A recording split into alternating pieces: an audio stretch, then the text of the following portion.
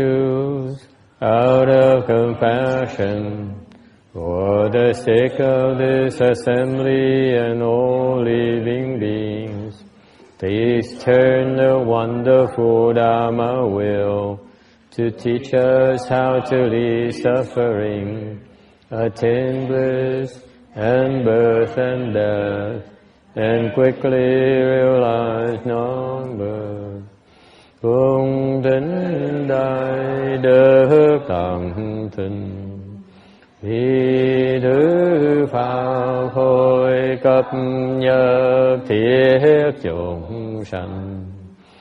Hình duyên diệu Pháp luân giao đạo ngã môn, như há liêu sanh tử tiêu thứ khổ đạc là tất chứng vô sanh.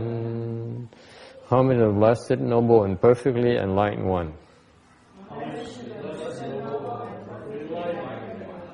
Nam mô Saranto Suche Doye Alahadi San Miao Samputo Xie.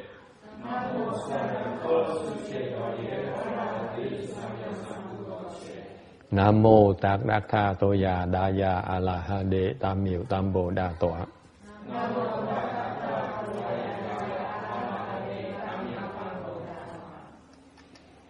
The unsurpassed, profound, subtle, and wonderful Dharma in 100,000 million aeons is difficult to encounter.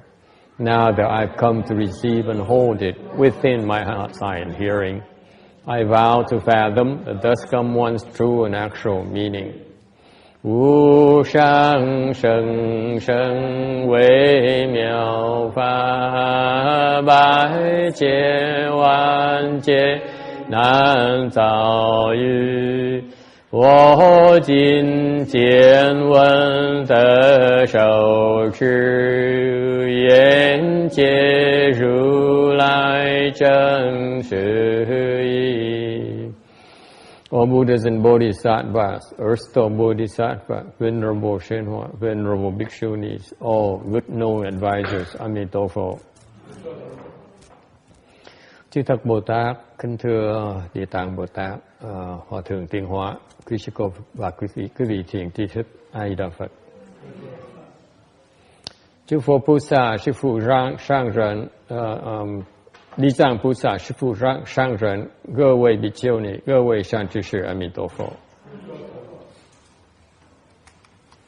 In slide 1340 of the Earth Store Sutra. Cái tấm 1340 của Kinh Địa Tạng. Moreover, contemplator the world sounds, Bodhisattva. I thought we went through this already.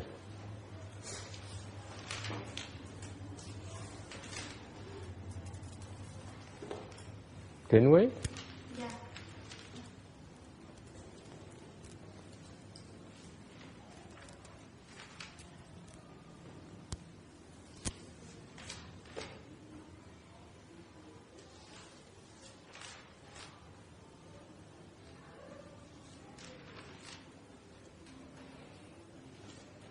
Okay, we're on slide 1348. Cái tấm 1348. I apologize, there's a mix-up. Should be on 1348.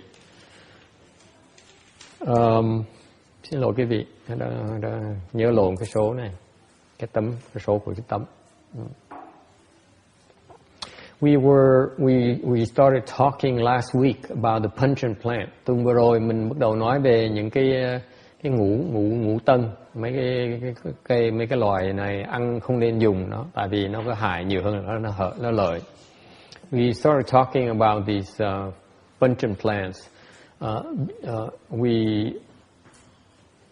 We don't think we should abstain. You should abstain from using these puncheon plants in your cooking because they're not good for you.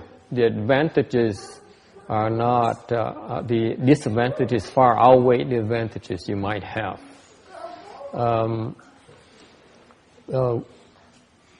The two major problems we have with these pungent plants is that they deal with the sexual desires and your anger to major problems.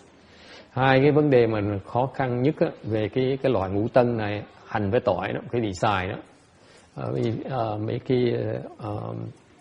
mấy cái gì đó, poro với là mấy cái shallots này nọ, những cái đồ đó cái vị xài nó có cái tai hại là nó tăng trưởng cái dục tính của mình, cái tình dục của mình. Cái chuyện khác nữa, nếu mà quý vị mà dùng nó mà còn không có nấu á, thì nó làm mình dễ nổi nóng. Okay. And the other aspect is that it's kind of stinky, and you draw the bad elements to you. Chuyện khác nữa là cái vì xài mấy cái đồ này là cái tụ quỷ, nó mấy thiền thần thì người ta cái mùi hôi quá, người ta né cái mùi đó tại nó hơi hôi một tí. Còn mấy cái tụ quỷ thì nó thích mấy cái mùi này, nó mùi rất thơm, nó tới nó thân cận mình. And the problem with your ghosts drawing near you is that they will exhaust your blessings and your virtues. Làm cho mấy người thân cận mấy tụi ma quỷ đó thì làm cho quý vị vơi cái phước và đức. And when you eat these pungent plants, you plant the cause to fall into the excrement and urine hells. Ăn những cái loại này, quý vị đang trồng cái nhân để đọa vào cái địa ngục của gì đó, đại tiện với tiểu tiện. Okay, and once you be there for a long time, and when you manage to get out of those hells, you be reborn as a pig or a dog. And when you obtain human body, you have a strong body odor. Okay, any questions or comments? Yes. What are these pungent plants? These are onion, garlic, shallots, spring onions, leeks, all those types. The onion and garlic family of plants are very, very bad for us. And that's what you find in all your cooking nowadays. Unfortunately, that's how bad it is for us. We are immersed in these 5 pungent plants, and we accept them as a part of our normal diet. We shouldn't have to. Quý vị để ý chuyện đó dùm, là nếu ăn uống, bớt ăn uống cái hành tỏi đi, quý vị sẽ thấy nó có sự tiến bộ dễ sợ. I urge you to use less and less of these pungent plants, and you see it makes a difference in your psyche. It really does. Quý vị bớt ăn sẽ thấy nó khác biệt, con người sẽ đổi. The one thing, for example, you find that your body odor is not as strong as before. Chuyện quý vị để ý là cái cơ thể nó bớt có cái mùi như lúc trước. Any other questions? Ai thắc mắc gì khác không? Okay. And then the Sutra also says we should abstain from wine and sex. Có nói là bớt lúc mà làm cái pháp này thì bớt đừng uống rượu với là đừng có làm chuyện tình dục. The wine is because the wine is really the instigator for the 3 karmas, the 3 evil karmas. Cái uống rượu nó làm cho mình thích đi làm bậy. And abstaining from sex is important because sex is really the leader of all evils. Còn cái chuyện tình dục là nó là đầu lãnh tụ cho tất cả những cái ác trong cái thế gian này. Any questions about that, Thomas? Wine, like I think we don't drink, but if somebody offers me, I like have like a sip, literally just like a sip. Yes. wine is the least of your worries. In our society, it's the sex part that's kind of dangerous. Sex is having a good time. But you don't have to worry about that anymore, do you? Yeah, it's okay for you to chuckle now, but it's not fun for the rest of us. Am I overstating it? Yeah. I am. Okay, I take it back. No, it is such an accepted part of society that with the sexual revolution and all these things available, and especially in all the other faith religions, they encourage love and sex and all those things. They take it as natural. Only Buddhism, we tell you flat out, sex is not good for you. Okay, it kills you. To tell you the truth, it kills you. It makes you die a little bit. Okay, and it is the worst of all evils. Why is that? Because of it that you're here right now, suffering, undergoing your retributions. Tại sao? Nên Phật giáo mình nói cái chuyện mà bi đớt như vậy, chứ không nói xấu về những cái nói cái chuyện người ta không dám nói đâu. Những tôn giáo khác người ta nói là cái chuyện thông thường, là chuyện tình yêu thương, với là chuyện tình dục là chuyện thông thường, đó là cái bản tính của nhân loại. Phật giáo thì nói thành thật mà nói quý vị, cái mới chuyện tình dục là cái chuyện mà đại ác, nó tai hại lắm. Tại vì cái tình dục đó mà chúng ta cái khổ sở ngày hôm nay. Không có tình dục mà đâu có tới đây đâu. Without sex, you wouldn't be here. Let's face it. You indulge it, you perpetuate the vicious cycle. That's all you do. Tại mình làm cái chuyện tình dục là mình chỉ tiếp tục cái luân hồi của mình, tiếp tục khuyến khích cái chuyện luân hồi thôi. Any questions or comments? Yes. Con nghe nói là tham sân si ba có là độc nhất, mà ở đây thì nói cái tình dục đó là nó có nằm trong cái tham sân si không? Cái tình dục nó còn sâu hơn tham sân si nữa. The question is, Buddhism says greed, hatred, and stupidity are the three poisons, the worst poisons. How are they compared to sex? Sex is even worse than greed, hatred, and stupidity. Sex actually gives rise to greed, hatred, and stupidity. Thực thật là cái tình dục á, nó tạo ra cái tham sân si.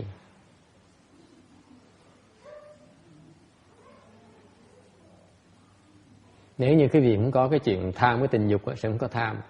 If you have no sexual desire, you will not have any greed.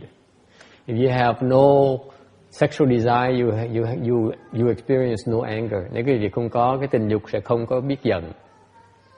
If you have no sexual desire, you have no ignorance whatsoever. Nếu quý vị không có cái lòng dâm dục, quý vị sẽ không bị cái vô minh. Cô Phước Từ nghĩ sao? Hả? Tôi hỏi cô mấy chuyện mà cô không muốn nói không à? I only ask her about things that she doesn't want to talk about. The Dharma has nothing that's off limits. Because if you have anything off limits, that means the Dharma cannot reach it. Cái Pháp á, không có cái gì mà né hết á. Tại né có nghĩa cái Pháp nó tới đó không được. Nó giải cái vấn đề đó không được. Okay? All right. Any other questions? Yes. This, brings up the other issue I was kind of referring to before about my relationship with my girlfriend, and we have just ruled out sex for quite a while. But then there's, right now I'm looking at how important is the fact of, we're still we're living together in a small studio and we sleep in the same bed. Without any sex? See? You see how blunt I am. No, Master, you're a monk, how can you be talking like that? Of course I can talk like that. I'm a monk, I talk about anything I want. Only to say, oh my God. I even talk like that to my wife. Yeah. What? It is a bit of a source of like, even though both of us are. You're kidding me. You sleep next to her and you don't feel the urge? No? She doesn't have the urge? We're both okay with that, basically. But there's on Basically. subconscious level, it causes a little tension, I think. Why is there a tension? Well, it's a possible explanation maybe for some other tensions that appear in other areas.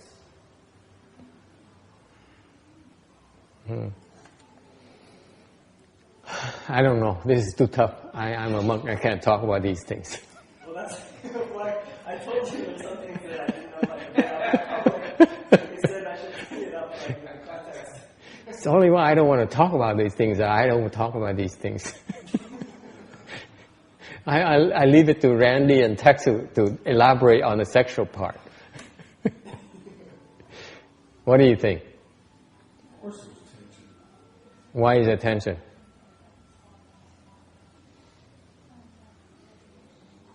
I'm tempted to say, why do you think? But it's, of course there's tension. It's a natural urge, isn't it? Is it? Yes. And do you think it's an unnatural urge? And how come we have billions of people, for years? I don't want to talk about this. One is bad enough. Yes, Ước think it's natural too. No, I haven't. That's pretty good because at least It's pretty good? Of course it is. Most people think it's good. because they can control their greed. I mean, What's pretty good? The abstaining or the indulging? the abstaining. Let's be clear about this. The abstaining. It's pretty good. That shows a certain control for them. I can't keep a straight face about this. I know I'm supposed to be serious, but I can't take this seriously. How can a man sitting next to a woman and not? To me, it's kind of strange. Excuse me, Thomas, but I'm not used to this. Even we have precepts against that. Tôi đang chọc ông. Yes. First off, Hmm? they're living together, they can get married. Listen. At night you have a whiff of that person's smell, body odor. Don't tell me you're not. You're not. Huh? Come on. I mean, how is it possible? I don't understand it. This is what I'm puzzled about this. If you don't have physical contact, why would we be sleeping in the same bed? I find it hard to believe. I'm making fun of him again. I don't want to get. It's like I can generate sexual desire, but I feel like it's optional. Most of the time I don't. What about her? I'm not quite as. This is the problem with men. They only think of themselves. I have enough of my own problems. Well, I don't want to talk too much about. I don't know what she. I don't want to talk about. This is why men are so stupid. Men are so stupid in this sense. Women have urges too. I don't know how he can be so insensitive, Thomas. Something is wrong with you. I mean, I have discussed this with her. I have to talk about it too. What? You forced me to talk about it. You keep on asking about it. No, I'm telling you that I have talked to her. It's not like I asked her also if it's okay. I told her that you said that I should talk about these things in public. But you should never listen to everything I tell you. Anyways, it's obviously an important aspect of monastic training, so that's the context in which I bring it up. Is she a nun or what? She wants to become a nun or what? I don't understand why monastic training has anything to do with your studio.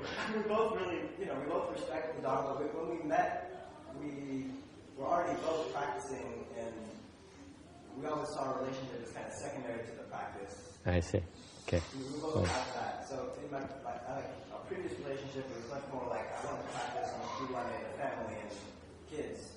So this relationship isn't like that. So it's been beneficial, I guess. So what is the question again? I kind of lost it. I guess the concrete question was whether it could just be better not to sleep in the same bed if we're going to not be having sex from the standpoint of training. Why do you have to train? Why do you make it so hard for yourself? First of all, you're not a monk. First and secondly, you don't have any dharma to train with. Number 3, and then you choose to share the same bed and the same studio. So you making it so difficult for yourself. Number 4, you have no money. Number That's a prerequisite to do that. That's not a problem. That's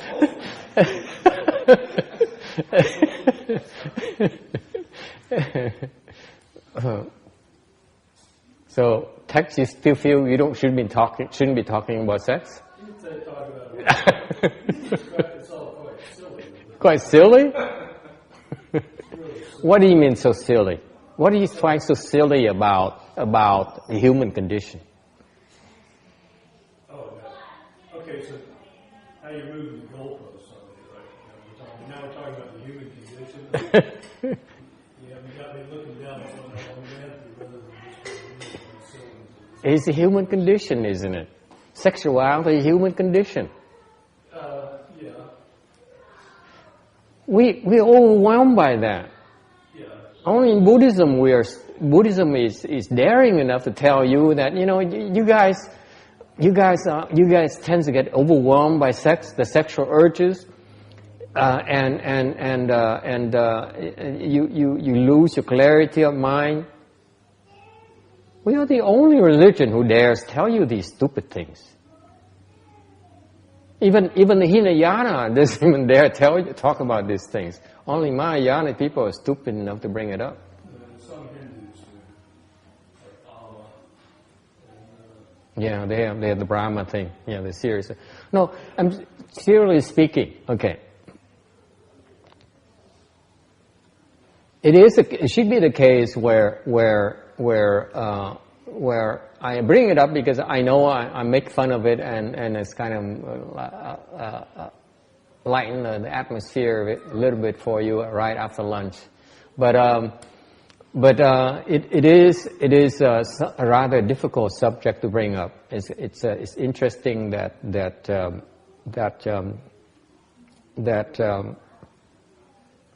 it is something we all have to struggle with.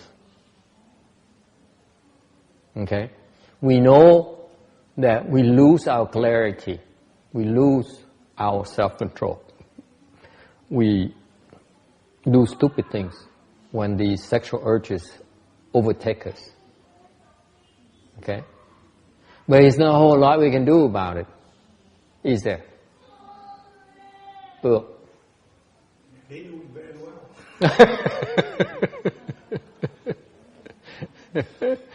Mấy cái chuyện này khó nói lắm, tại vì những cô Kim Điềm cô thích nói mấy cái chuyện này.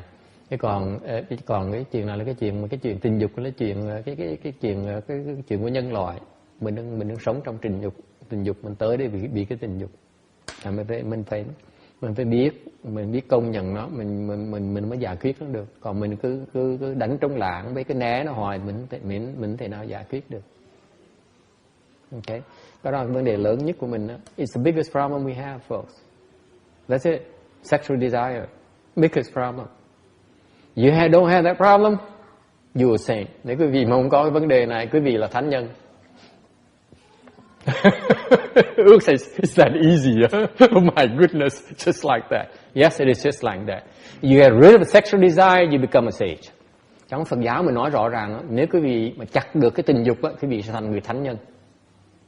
Kim Điền nghe thì dễ mà tao đâu có tình dục đâu. Kim Điền, she says, I don't have a problem with sexual desire. Yeah, that's what she thinks.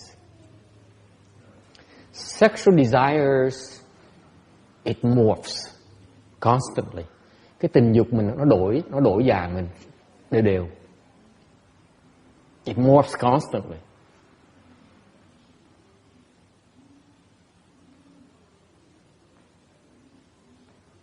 That's why it's so difficult to deal with it, bởi vì nó mới khó cái giải quyết nó. Cực kỳ khó giải quyết, tại nó đổi hoài à. Nó cứ biến dạng hoài, mình tìm nó ra, nhìn nó ra. You cannot recognize it. I can't recognize it. Yes. Yes. Well, I have an opinion. I appreciate you expressing it, but if you don't mind, I'll say what it is. Since you haven't told me not to, I'm going to go ahead. Really, you have to start where you're at, whatever you're doing. You have to, wherever you are, you have to recognize where you're at. Yeah. And if you're like 20 years old, 25 years old or something, you're full of sexual desires and all that. Why not get married and have a family? Why not? Yeah, why not? You work through it. It's not like that there's these wonderful monasteries. No, you don't want to. Why not? Have a family, have kids and all the stuff. Yeah, but why shouldn't you? Because the kids takes another 20 years to resolve. Ask that woman. She has a four. How old is that Tara? 5 years old. She's looking at another 22. That's when you graduate from college, right? At least 22 in this country. Right. Another 17 years. Then you need to resolve. The problem is going to be there for another 17 years before your responsibilities are relinquished.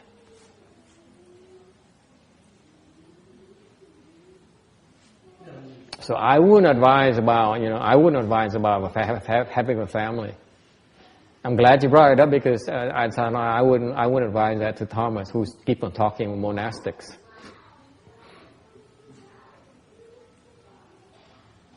Okay, anyway, continue with your 20-year-old. I think that's much better than just being flotsam and jetsam, floating around from relationship to relationship. No, I have to disagree with that because this reason. It is true that at a certain age, when you have children, you remember your age when you're 20 or your teens. You have these, at least nowadays it starts at around 8 or 9. Okay, in our era, it starts when we're our teens. Okay, that's when we have these problems, these urges that we have no control over. Okay, now it's a lot earlier, sooner than that. But the point is that it's the hormones. It's a physical thing.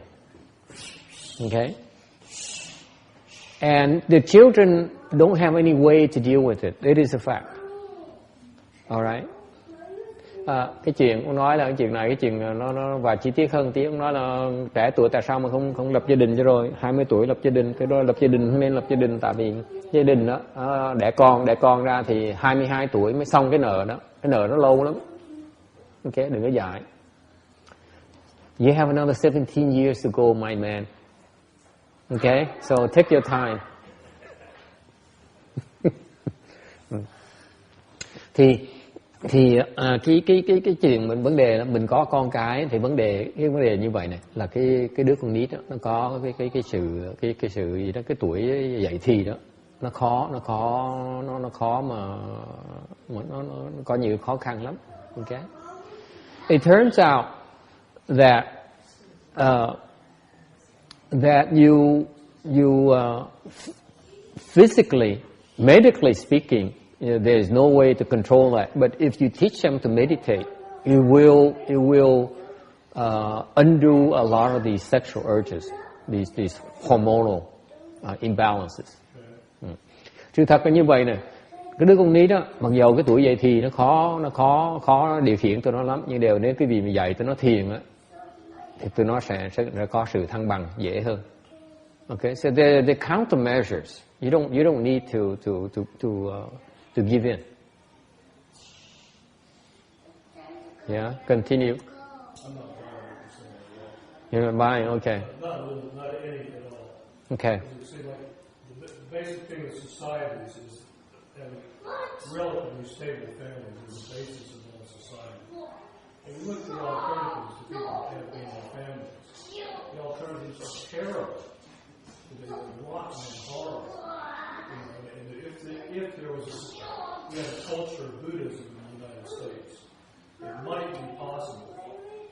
something superior to the family. You have a really powerful influence in Buddhism, but we don't have it. No, even in Buddhism, we also encourage you to have a family as well.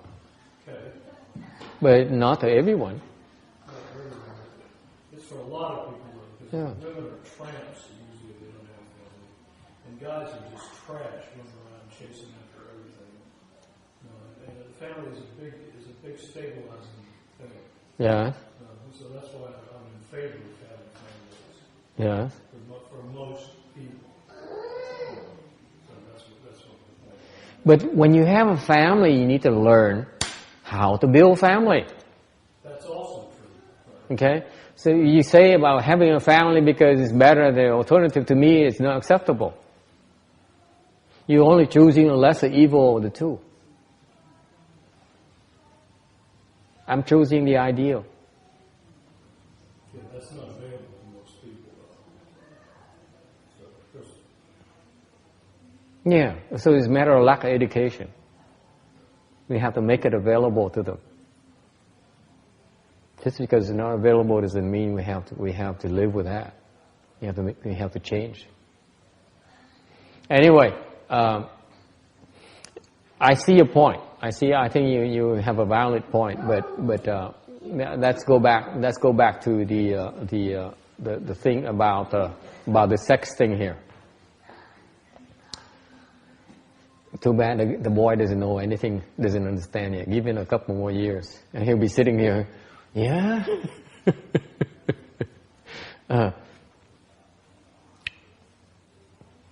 What to do about it? Just go back to the point. If sex is the evil, what do we do? Yes. You mentioned that it's more, right? Yes. Depending on the age or the situation, it can morph in something that you don't even recognize that it's a sex Right. related. Right. You can't. You won't. Can you give like an example when it morph into something that you couldn't recognize?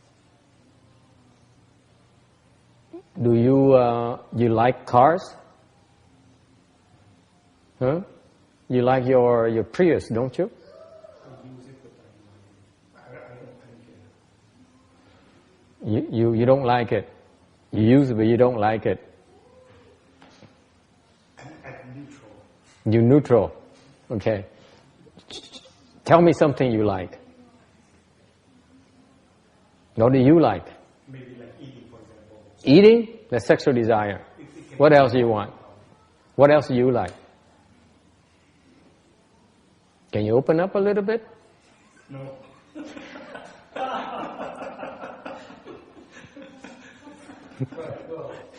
I like cars. You what? I like cars. Like cars, see? Sexual desire. What else? What do you like? Besides women? Cars are like beautiful houses. Beautiful houses? Uh-huh. Beautiful women? I like good food. Good food? I like beautiful landscapes. Beautiful landscapes? Uh-huh. Yes? All the things that people like. They're all sexual desires. Okay. Janice, can you tell me what you like? Huh? No, you don't want to tell me what you like. Okay, who on the women's side would like to tell me what you like? Kim, what do you like? Flowers. Flowers? That's sexual desire, my friend. How about Kim Dien? Tell me what you like. Huh? I like flowers. You got flowers, lots of flowers, right? You like a lot of sex. Okay.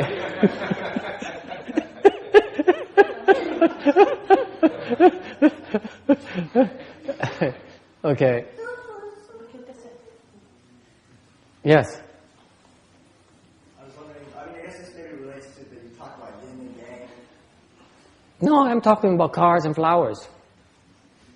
But sex comes back to the yin yang, like you're attracted to. Yeah. Yeah. You're attracted to the aspect of the lack. Yin yang is still coarse. This flowers is a lot more subtle. The Kim is a lot more subtle than you think. She's not into yin and yang. The two Kims, they're into flowers. Go figure. Okay? The point is this. The question is, The sexual desire morphs. Absolutely. It morphs in so many ways you cannot imagine. Cái tình dục á, nó biến dạng, nó đổi hoài, không cách nào mình nhận nó được hết á. Khi mình nhận nó ra không được đâu. Okay? You can't. Không cách nào quý vị nhận nó được hết á. Thành ra thành làm sao bây giờ? So what do we do?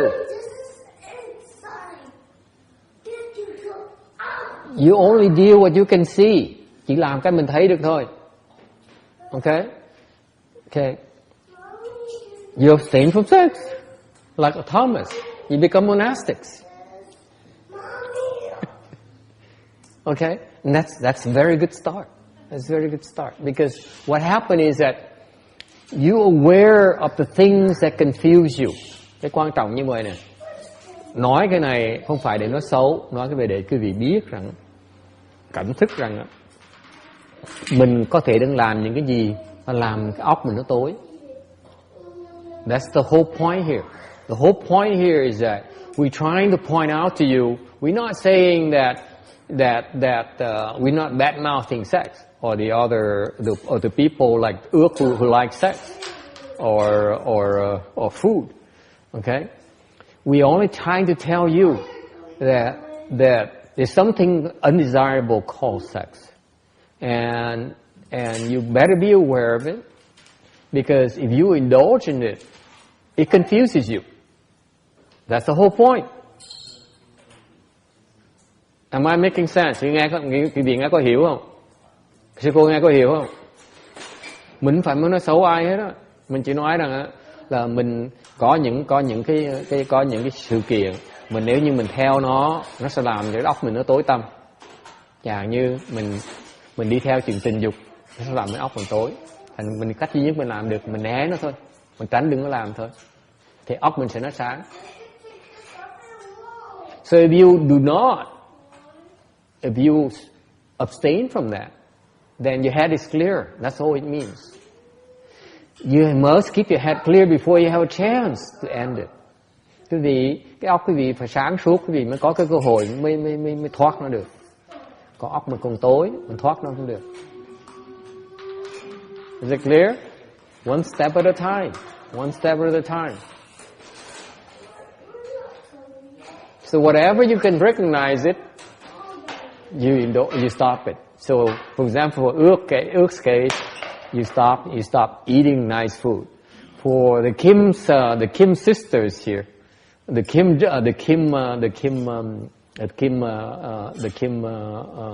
lookalikes here, they should start from flowers. Is it possible? I'm not even talking about this. I'm talking about the raw stuff that will confuse you. So it depends on your level. Okay? At the lowest level, if you abstain from sex, the sexual physical sex, then you're better off. And then you move up the ladder. And you move to something called desire. Is it clear? Nghe có hiểu không? Mình nói cái này có nghĩa là sao? Là mình biết á, là cái chuyện tình dục là cái chuyện nó làm cho mình tối tăm. Okay? Thì mình né nó. Thành tùy cái trình độ mình né từ từ thì cái óc mình nó bớt tối tăm, thì bắt đầu mình có thể nhìn những cái gì khác, mình đánh được cái khác. Thì từ từ mình dời tới bắt đầu cái thô như là cái chuyện tình dục, cái chuyện thể xác. Xong mình tới cái chỗ càng ngày càng rời càng cao lên.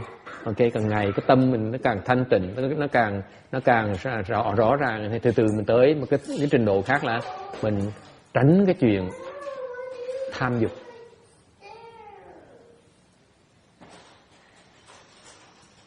Questions, comments? Yes.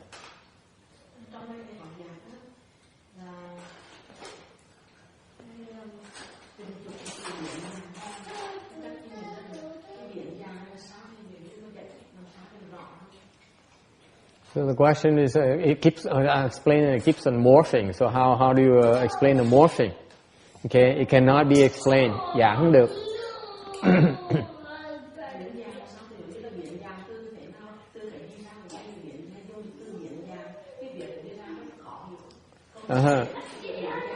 Chỉ cần biết ra khó hiểu là đúng rồi, tại vì không thể nào hiểu nó được.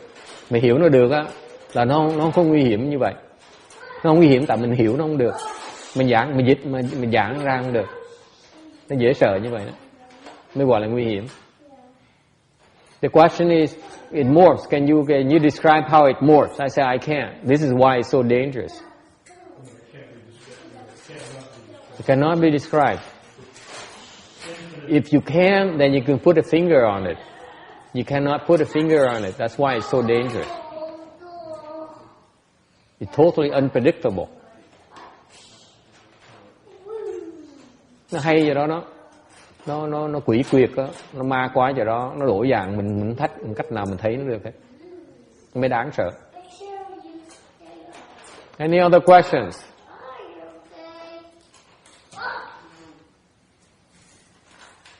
So, yes. Nếu mà tụi con còn ở trong cái tình trạng cái first step này thì các em chỉ để từ từ đừng làm chuyện tình dục. Như chúng tôi người xuất gia không có làm chuyện tình dục. Tại vì cái lý do là vì vậy đó, tại vì mình né chuyện tình dục mình mới sáng suốt được. Còn khi mình còn tình dục á là mình vẫn tối như thường. Mình chạy không được. Thành cái chuyện đầu tiên hết là mình né chuyện tình dục, né chuyện thể xác. Okay?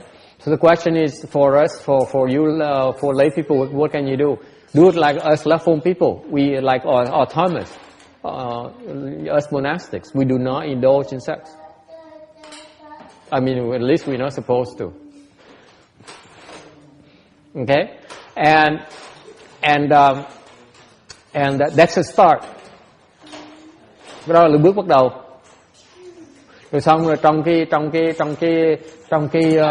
giới có cái giới trong cái tỳ kheo với cái giới mấy người sa di, họ có những cái giới mà giúp để mà chặt bớt những cái nguyên nhân nó đưa tới chuyện tình dục.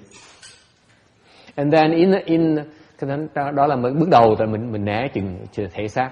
Ok, xong chuyện thứ nhì nữa là trong cái giới của tỳ kheo, giới của sa di á, thì sa di ni nữa, nó có những cái giới mà để giúp cho chúng ta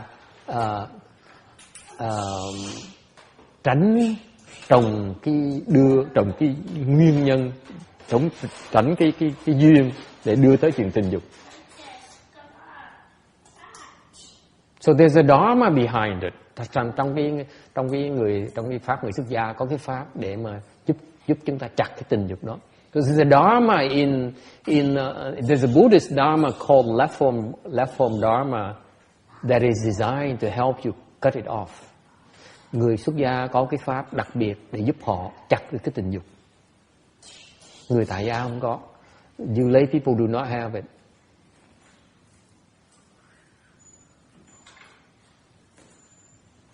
Okay? Any other question?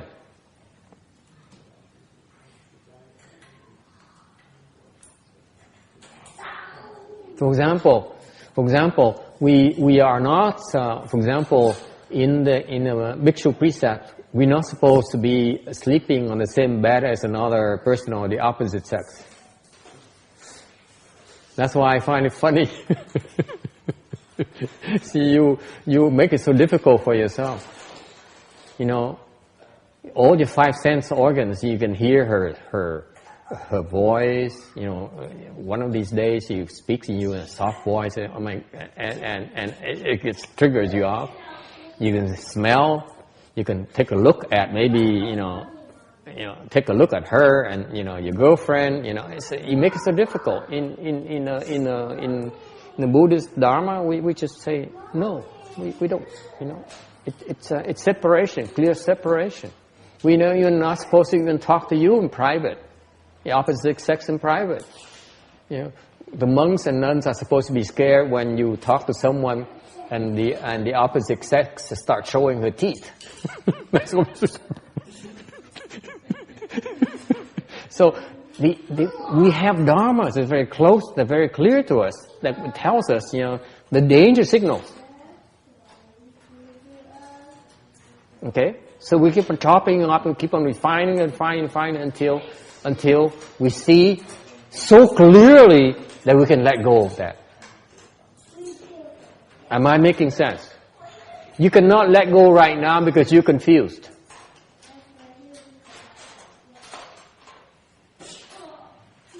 Cái pháp nó hay lắm. Pháp ngồi xuất gia rất hay. Tôi chọc cái ông này hồi nãy tôi cho quý tôi chọc cái tại vì tôi nói ông tại sao ông nằm ngủ bên cạnh người bồ, ngủ bên cạnh người bồ thì xoay lưng qua nhìn qua quay lưng qua một cái nhìn cô một cái bỗng nhiên động lòng, hoặc ngửi cái mùi một cái có động lòng, hoặc nghe cái lời nói một cái động lòng, hoặc là bên cái người pháp người xuất gia là cấm không được chung trà như vậy. Ok, bên người xuất gia có những cái pháp rất là đặc biệt. Đức Phật có cái trí huệ rất là thâm sâu, ngài đặt cái pháp như vậy để giúp chúng ta trặt những cái nguyên nhân nó dẫn tới cái sự tình dục nó bị khơi lên. Ok, thành ra đáng tiếc ra sư cô, đáng tiếc ra mấy sư cô, mấy người Việt Nam, mấy thầy, mấy cô Việt Nam, người Tàu, mấy người ta tu thời buổi này ta tu tăng theo cái luật giới luật nữa, tại ta không hiểu cái pháp đó, ta không hiểu cái pháp cái giới luật đó là để tạo ra, để giúp cho mình ngừa những cái chuyện đó. Theo giới luật á, thì mình tránh được cái chuyện đó, mà không theo giới luật á, mình chặt nó không được. Mà bởi mấy thầy mấy cô thời buổi nó không hiểu được cái chuyện đó nữa. You see, the left form Dharma is designed, the Buddha is so wise. He designed the Dharma to help us chop it off. And nowadays, the monastics, the monks and nuns do not follow those guidelines anymore. That's why they can't cut it off anymore. They can't. Thành vì thời nay quý thầy quý cô không nghiên cứu giới luật nữa, không theo giới luật nữa, thành ra chặt nó không được. Nha. Yeah.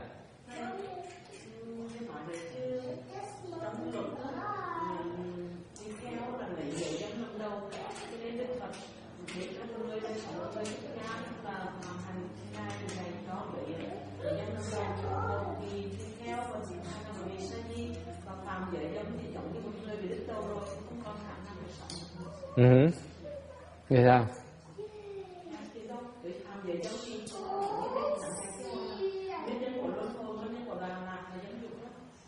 Nhưng đều không phải là cái phạm giới dâm là cái loại thô rồi.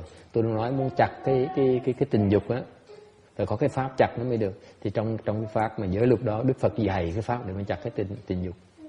Mà tại không chịu học cái pháp đó, thành chặt tình dục không được. Thời này chặt tình dục không được nữa, tại vì không học cái pháp nữa rồi. Đó là ý tôi nói như vậy đó. Cái quan trọng là cái giới đầu tiên hết là bên tỳ kheo ni nói là không được cái chuyện tình dục, cái chuyện thể xác. Ok, nhưng đó là mới cái đó đừng thô thôi. Còn cái trong cái giới luật nó có những cái pháp khác, nó chặt các sự trồng cái duyên để đưa tới cái chuyện đó. Nó rất là tế nhị. Phật thấy được cái đó, thành Phật dạy cái pháp để mà chặt nó luôn nữa.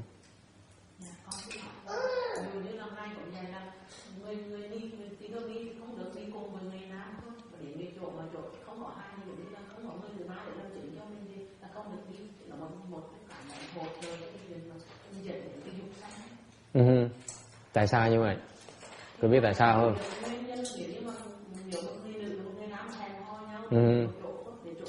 Tại sao không được? Tại vì tâm nó sẽ bị động. Cái người đàn ông á, cái gì sư cô đi người đàn ông á, cô có thể cô không động, nhưng người đàn ông sẽ bị động. Đến khi nó động một cái cô sẽ bị động luôn. Cái người động người tiên sẽ làm người kia động.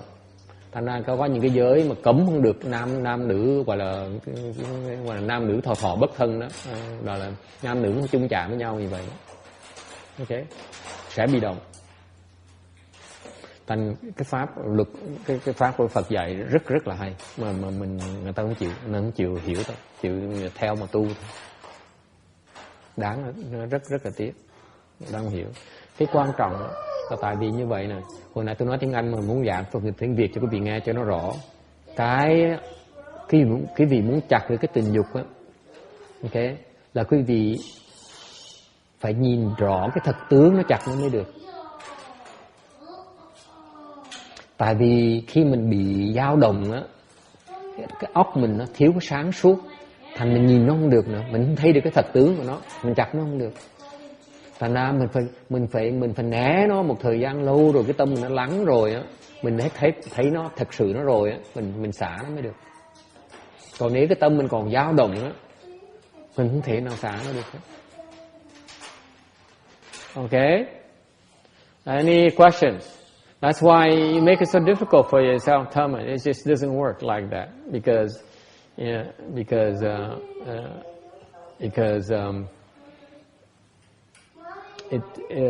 it seems unreasonable that you have so much yin and yang so close by that your minds are not moved. I find it hard to believe. That's why I was making fun of it. Okay? It's not normal. You keep on teasing yourself. That's what you do. That's sort of my concern, I guess, why I brought it up in question. That's a lot of people's concern. I mean, yeah.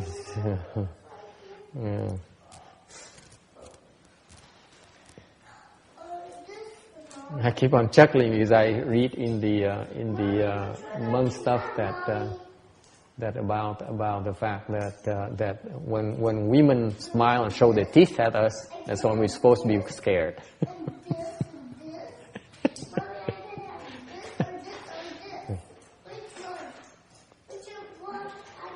And it's not only for us, by the way.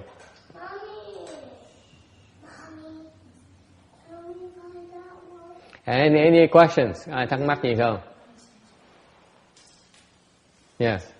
Sorry if that was not appropriate to bring up. No, it's not. It's okay. It's a test of see how sincere they are, and see the women are so quiet the entire time here. Only the men will be talk about it. The women are no, we are above this. It's a man's problem. We don't have any sexual desires.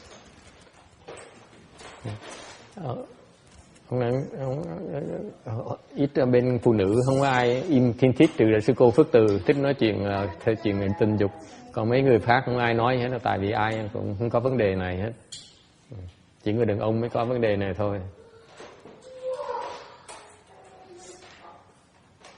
Questions or comments? Yes, Danny. I'm sorry, I didn't mean include you in the women's side.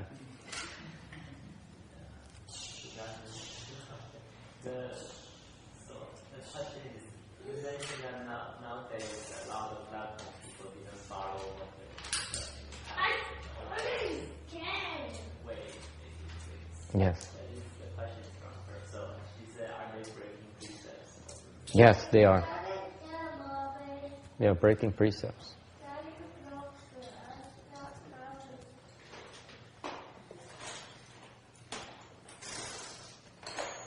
It's amazing. It's a good question. It's a very good question in this sense. They're breaking precepts, and yet they expect to be liberated. They're going against the Buddha's instructions, and they expect to be liberated. See how much sense it makes. The teaching is right there in front of their eyes. They refuse to see it. Câu hỏi là nếu như chẳng hạn như hồi nãy mình nói á, mà có giới luật như vậy, mà chẳng hạn như nam nữ mà không được gần gũi nhau như vậy, thì như vậy là phạm giới là không phạm giới. Tôi nói đương nhiên phạm giới nhá, phạm giới luật mà. Thành cái hay chỗ là như vậy nữa. Cái pháp Phật nó rõ ràng như vậy. Người đi tu thọ cái giới, xong rồi biết cái giới như vậy mà cố ý phạm như vậy, thì làm sao mà có thể hy vọng được giải thoát? Dễ sợ không? Sẽ đọa, nó sao mà giải thoát được? Phật dạy hay vậy đó, rất giản dị. Tôi nói này, đừng có làm như vậy, mà nó không được, để kệ, không sao, người nào đối với con không sao hết, là chết. Cái pháp Phật hay không thể tưởng, cái gì thấy nó tuyệt vời. Mà khi mà Phật dạy mà rõ ràng như vậy, mình làm đi ngược một cái là mình thấy rõ ràng mình sai rồi, mà không chịu công nhận.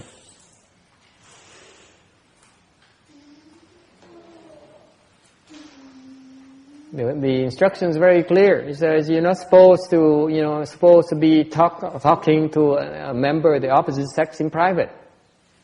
Never mind by sleeping in the same bed. You're doing it, then you're breaking precepts. Period. When you break precepts, you expect to be liberated. Precepts of left person. Yes. But as you pointed out, I'm not a left person. You're not a left home person, but you make it very difficult for yourself to become liberated. Left home person is only a name. It says this Dharma here is a Dharma of liberation. It frees you from sexual desire. It breaks through. It helps you break through. The reason you can't break through right now because you don't have the Dharma to help you break through.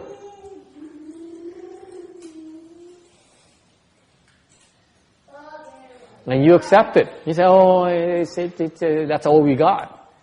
Yeah. Because you didn't know any better. Okay? You choose not to know any better. But I do recognize the real value of the precepts. And I do see in the past how that has been a weakness for me. Okay. Weakness to everyone. Any other question? Ai có ý kiến thắc mắc gì không?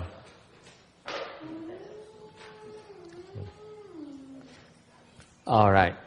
And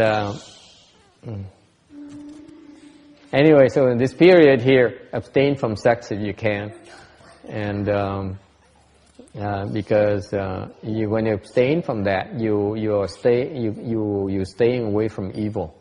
Thành trong cái thời gian này, trong thời gian làm cái pháp này thì ngừng cái chuyện tình dục thì nó đỡ cái sự làm tầm bậy của mình. And you do it for 1 to 3 weeks. Làm cái pháp này, hành cái pháp này nổ trong 1 trong 3 tuần. And make sure you have no doubt. Làm cái pháp này, cầu cái pháp này gọi là cầu xin ngài Địa Tạng Bồ Tát, thì đừng có làm một bên là xin, một bên kia là nói không biết có hiệu quả hay không. Đừng có phí thì giờ như vậy.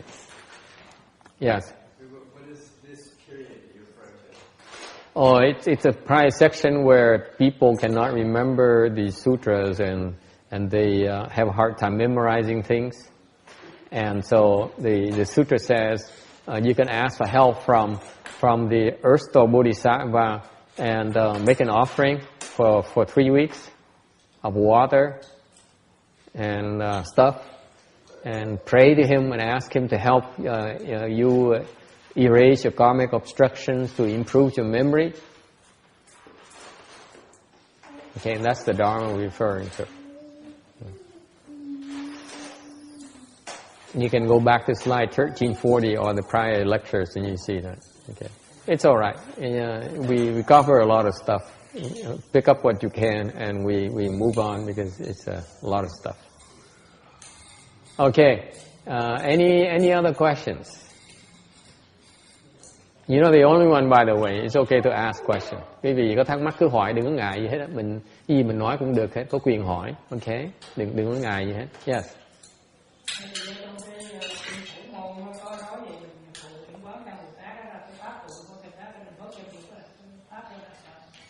Nghe không hiểu, tôi nghe không rõ, nó xin lỗi.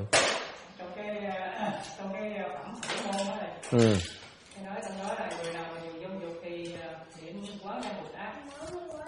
Dạ. Thì dâm dục thì cái pháp đó nó như thế nào? Nó bớt thiệt, nó bớt cái dâm dục thiệt.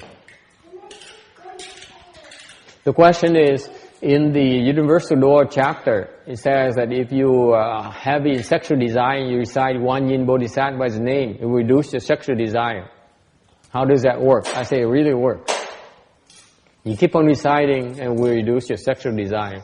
Quý vị cái lòng dâm dục mà hơi cao á, cứ niệm ngày Quan Âm Bồ Tát hoài, từ từ nó sẽ bớt.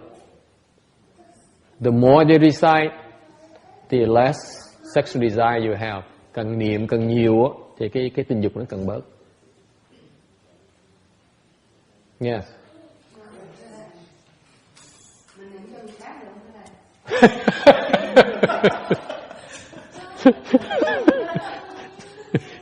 Like your husband or your boyfriend?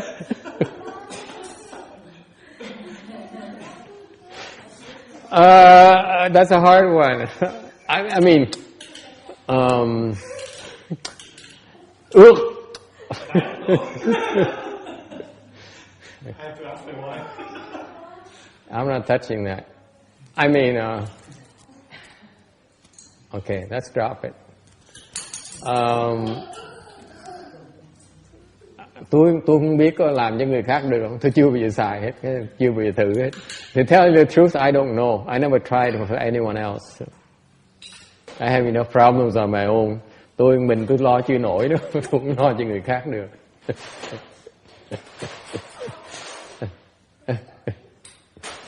Let me tell you why. The one thing the two things that you should watch out for the people who have strong sexual urges. Tôi nhắc quý vị hai cái chuyện này, hai cái khía cạnh này mà quý vị có thể để ý tới. Đối với những người mà có cái tình dục nó hơi cao đó, vì hai cái lý do này, for two reasons. Because you ask, I normally don't talk about these things, but because it's a real problem with some of you, so I need to bring it. I will bring it up. Number one is the diet. Thứ nhất á, đồ ăn.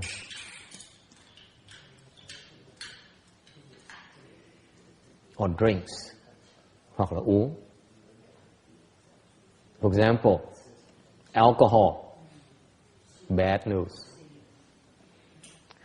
Rượu với bia không tốt. What else? Kim Điền, what else is not good? She would tell you. Cái gì không tốt? Hả? Hả? Coffee? Coffee is okay. Coffee, but what else? Dairy products. Sữa, bơ, với cheese, fromage hay nọ. We have to watch out, cho ăn như quý phụ nữ về nhà mà cho người nhà ăn mấy cái đồ fromage, mấy cái cheese, butter này nọ, bơ này nọ nhiều quá, rất nguy hiểm. Tình dục nó tăng trưởng. This is why the Asians, the sexual appetite is a lot less than the Westerners, because the Westerners' diet is more fatty, much richer. Người Á Đông mình, cái tình dục người Á Đông mình nó thấp hơn người Tây phương, là tại vì cái đồ ăn người Á Đông mình nó không có béo bằng cái đồ ăn người Tây phương.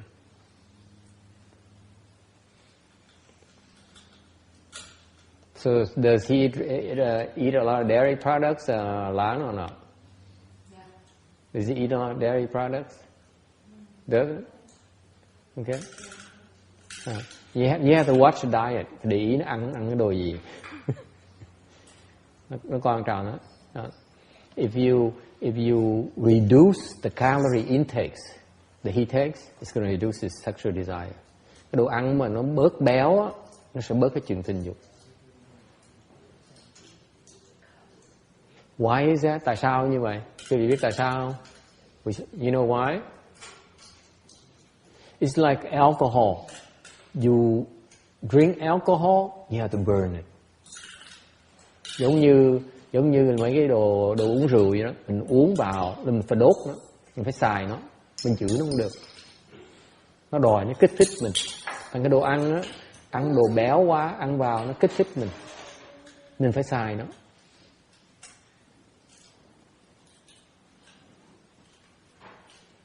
Bên Đông y có cái quan niệm đó không cô, hay là này cái tưởng tượng của tôi thôi? Có hả? Đúng, có thiệt hả? Tôi mới chế ra, tôi mới nghĩ đến chừng này, tôi mới khám phá chừng này, tôi nói bậy, không biết nó ngờ nó cũng trúng nữa. Y cũng nói như vậy luôn nữa. I asked the Venerable Bhikshuni here because she's the herbal medicine doctor, and I asked her, is there such a concept in herbal medicine? She says, yes, there is. You know, the caloric intake affects your sexual desires.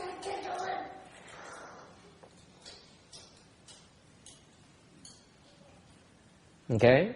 Watch out for fatty stuff. Để ý mấy cái đồ béo mỡ đó. Cẩn thận cái chuyện đó. For example, he eats a lot of French fries, halal, all the fatty stuff. Oh boy, that's very, very, very stimulating. Tại vì thích thuốc uống cà phê với sữa đặc mỗi ngày. Nhưng mà về món ăn thì không có béo nữa, nhưng mà thích ăn dữ lắm, thích ăn những món chiên. Chiên là béo. Cái độ để ý chứ đó. Chocolate còn rất nhiều calorie. Ăn vào một cái là đòi. See now, okay, so for example, the person in question here likes to eat French fries, likes to eat fried stuff, likes to eat chocolate. Okay, all those are very high in calories, and that's when you stimulate yourself. I'm not saying you should not eat. I'm only telling you that if you watch out, you see the difference. If you reduce your caloric intake, then your sexual desire, the sexual urges also abates.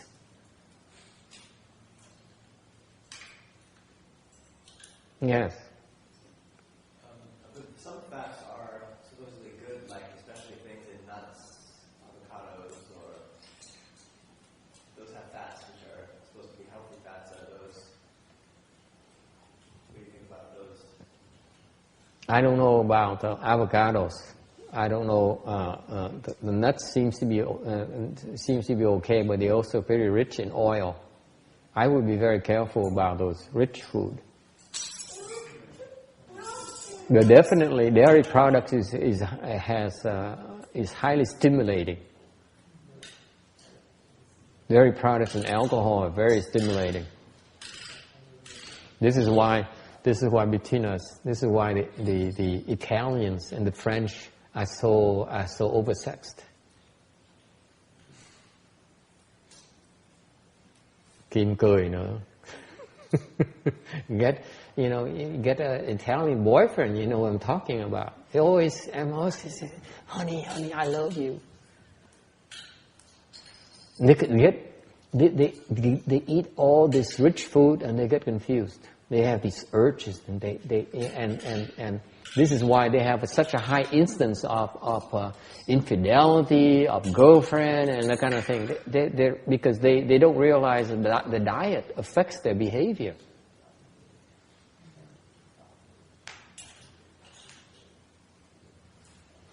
Okay. Cho nên mấy người Âu Châu, mấy người Ý Đà Lời, mấy người Pháp, người ta ăn mấy đồ béo nhiều đó, thành ra cái tình dục người ta cao lắm. Okay. And then what's the second reason? Chuyện thứ nhì quý biết là gì không? Nguyên nhân thứ nhì là gì không? What's the second type of thing to watch out for? Programmers. Mấy người chuyên môn làm biên program đó. Lawyers, luật sư, programmers. Cười tủm tỉm cười nữa. Lawyers,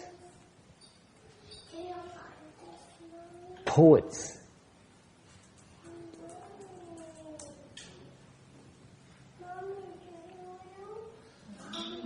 nhà thơ, luật sư,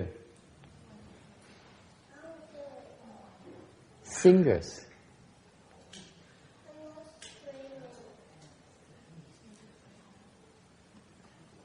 what they have in common? Giống nhau chỗ nào? Quan niệm chỗ nào?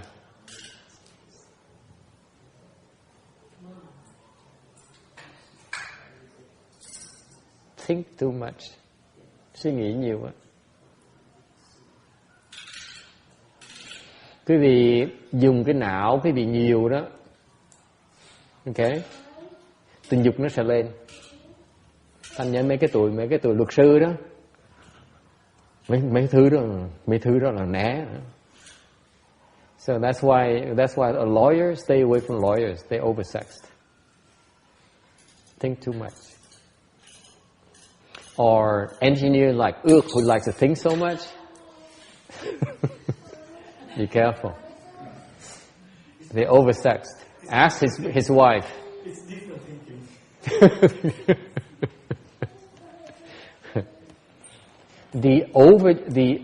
The abuse of your if you think excessively, your sexual desire also increases.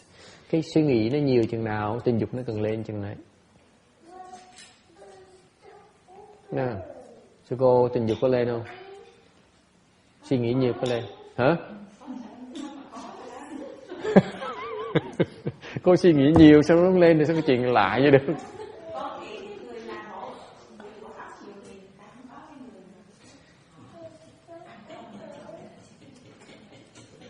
She disagrees with me, as usual.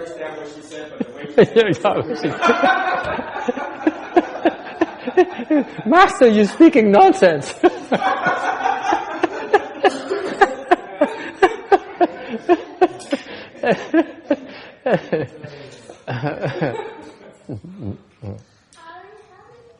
Especially in men, when you use your brains excessively, okay, you have an imbalance of excessive yin. Yes. Let me check with my herbal doctor here. Nhất là bên đàn ông á, nhưng bên đàn ông hỏi với sư cô này bên đàn ông á, mà người đàn ông mà xài cái óc nhiều quá, không phải là cái âm nó bị nhiều quá phải không? Thành cái tinh dục nó lên. Bên đông y có biết chuyện đó không? Đâu có biết đâu ha. Cái người đàn ông mà xài trí nhiều quá, cái loại trí đó, tụi nó dâm dễ sợ. Chịu không nổi, tại nó bị cái âm chất nó nhiều quá đây, mà không có cách giải quyết được. So the men, I only know about the men's side, for some reason. On the men's side, if the men use the brains excessively, okay, the sexual urges are very, very high. For example, her husband likes to think. He's a thinker. Chẳng như cái ông kia, phải cái ông kia hay phải ông la, ông kia thích suy nghĩ lắm phải không? Chuyên môn thích suy nghĩ. Cái thứ đó là mình chạy dài đó. Tụi nó ghê lắm. The man who likes to plot, to scheme, to think, okay, they're bad news. They're way out of balance. They're way out of whack.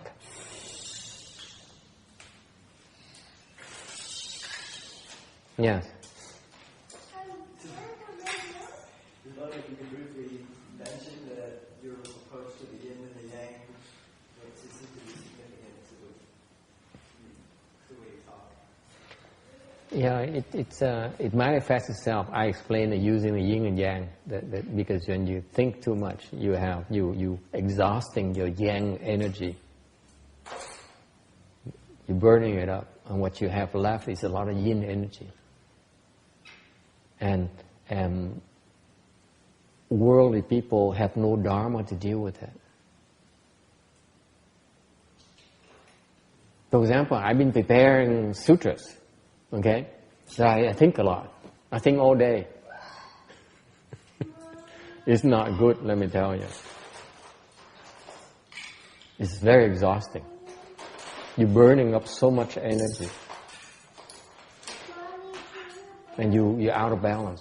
Even though I'm dealing with something what is pure, called Mahayana. The substance is pure. And yet I need to spend my energy to deal with something like this. Okay? I still have an imbalance. Nói cái chuyện cho quý vị nghe tôi cười lắm. Tôi dạo này mấy tháng, hơn tháng này soạn kinh. Thành tốn thì giờ, tốn sức dễ sợ. Soạn kinh là mình đang nhìn vào cái thể là nó nguyên chất. Nhưng đều phải dùng sức. Ok? Mình diễn tả cái thể đó. Thành lúc mình xài như vậy là tôi mất thăng bằng. Okay? It's fascinating. Luckily for me, I have the Dharma to handle it. Okay? So even though I'm out of balance, I recover. Okay?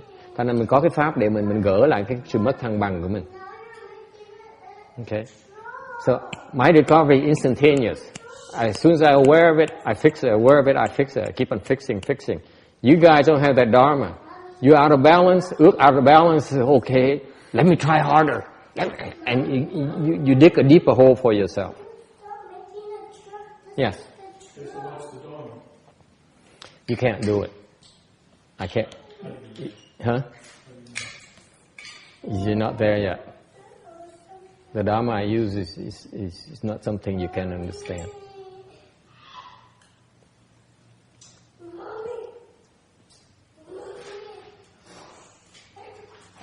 The point is that I'm aware of it.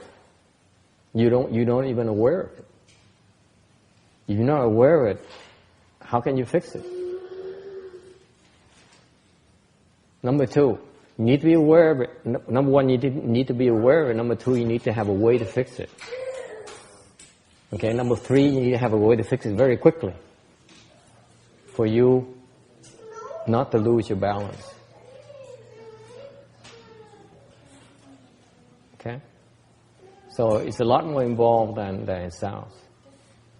It's beyond, a little bit beyond the scope of your skills. Yes? I was just wondering if you could just briefly define yin and yang. Yin and yang. It's just male, female. Yes, it's the energy, the energy that you have has no yin and yang. Cái lực mà quý vị có nó nguyên chất. And then from there, you split them up into yin and yang. The energy you have when it's whole, it's balanced between yin and yang. Cái lực quý vị có đó, cái lực của cái vũ trụ này á, là nó nguyên chất, có nghĩa nữa vừa có âm vừa có dương luôn. Thì quý vị xài cái lực đó, when you start using the energy, that's when you have the imbalances. You use the energy to apply it toward thinking, then you burn up the yang part of the energy, and you have the excess of yin that left that you're not spending. Okay? So that's why it manifests itself as sexual urges where you need to resolve the excess. Somehow. Alright? See, people aren't aware of that. People are not aware of the fact they have the imbalances.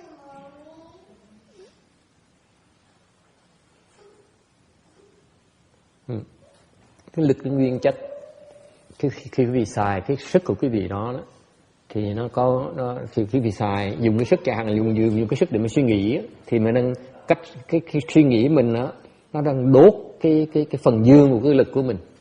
Đốt như vậy thì nó còn cái phần âm thôi. Phần âm nó còn nhiều, dương nó mất hết rồi.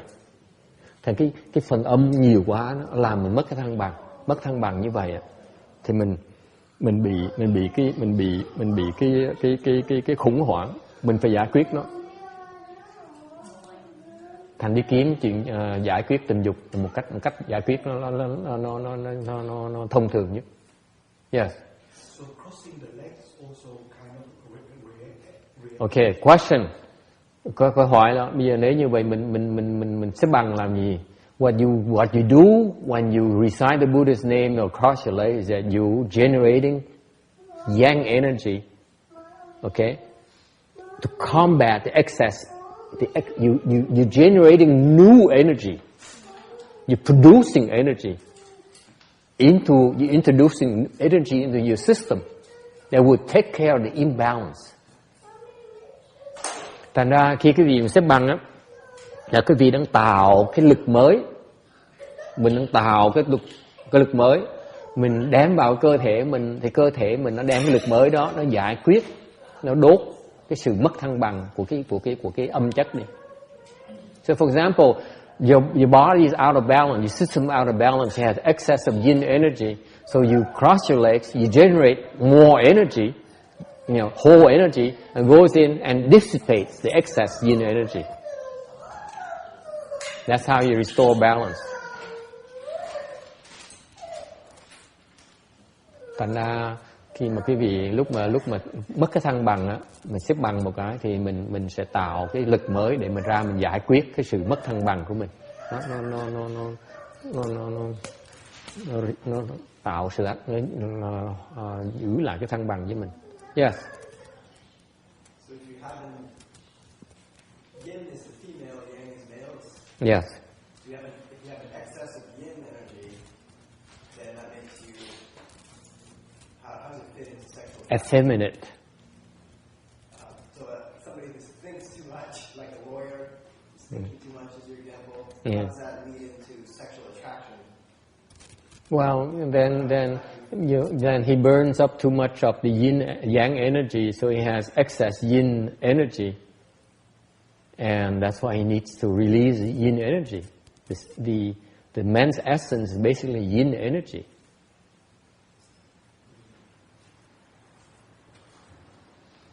So when you release it, you throw out the excess yin the yin imbalance.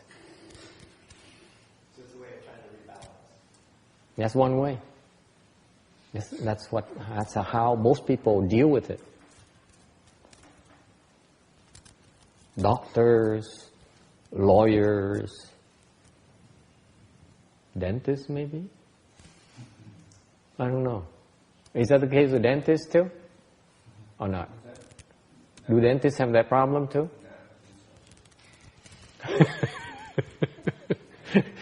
You're pretty sure, huh? I'll do a survey next time. I'm amazed. For example, John is kind of afraid of women for some reason. But you think that He chases women, that guy. he hates women. No, he chases them. He loves women. He loves women? Yeah, can't you see it? I can't tell. I can tell. Okay, but look at it. He eats a lot. Yeah. Fatty stuff for sure. He can't be like this without eating a lot of fatty stuff. And then he goes around telling me he hates women. How is it possible? He doesn't hate women. And then he's all on top of it, he's a dentist as well. Something doesn't jive. He's always wanted to get married. Well, no one wants to marry him. But he's wanted to get married for a long, long time. Okay. Now it makes sense. Okay. Any other question? Yes. Nãy giờ thầy bày tỏ cái lý do làm sao người nó lại như vậy, bây giờ mình làm sao mình giải thoát? This woman is one-track-minded. He said, okay, so you describe two major reasons why people are oversexed. Meaning, number one, wrong diet, fatty diet. Number two, like Janice, thinks too much. Then the real question is, what can we do to deal with that? Have sex. What do you want?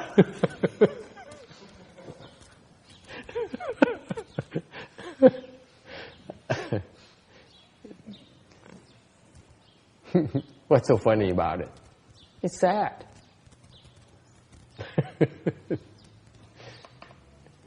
What do you think, Tex? What else can you do?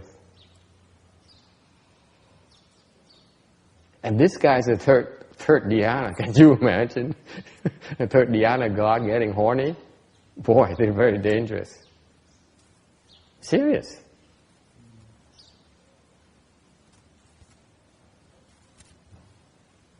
Well, paint a picture. Paint a picture? Yeah, paint.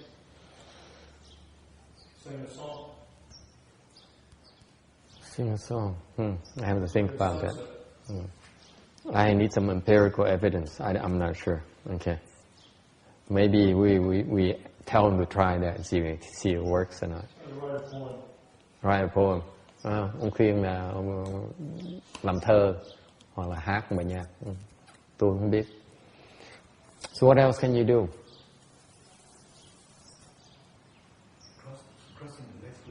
He's not going to cross his legs. There's nothing you can do then. Mình chịu thôi. Mình chịu tại vì có một con người mà ta tự kích thích như vậy. Mình chịu sao bây giờ? Là cái nghiệp của mình. It's your retribution. If they choose to excite, to stimulate themselves like that, okay, then they need to resolve it. Either they resolve themselves, or you have to help them resolve it.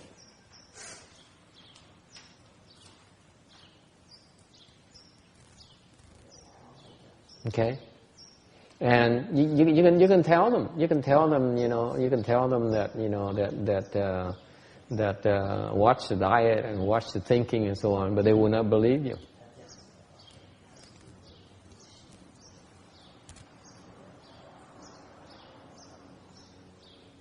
Đổi đồ ăn, không cho ăn những cái đồ đó nữa. Okay, you make them eat only vegetables, steamed vegetables. Bắt họ ăn luộc thôi.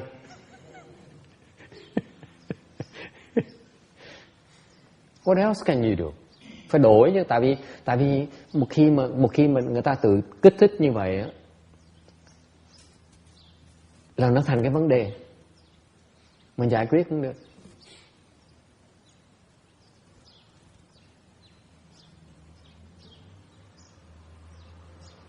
Okay. What's the question? Is it about your children or who's that? Well, let's say your girlfriend. If she starts eating fatty stuff and thinks excessively,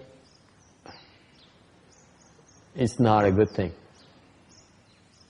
Whereas you're lucky because both of you meditate, so that's a way to solve the excess, the imbalances.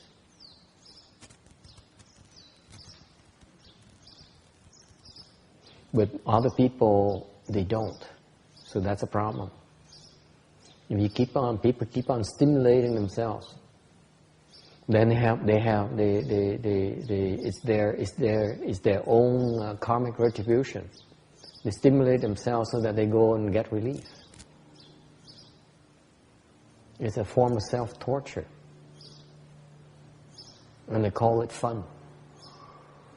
They call it normal. Buddhism, we call it retribution. We call it suffering. Think about it. We stimulate ourselves so that we can get into trouble. It's retribution. It's suffering. Brandy calls it fun. John calls it fun. But, it's, to us, Buddhists, it's retribution.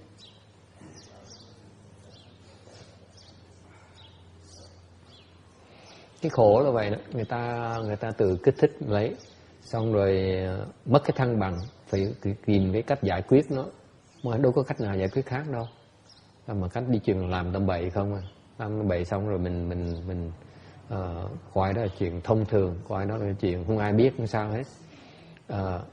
Phật giáo gọi đó là cái trả cái nghiệp, cái quả báo của mình, gọi là khổ. Người thường gọi là sướng, gọi là tự nhiên. Phật giáo nhìn rõ ràng đó là cái khổ, chả có gì sướng ở trong đó. Mình làm khổ cho mình, làm khổ cho người khác xung quanh mình nữa.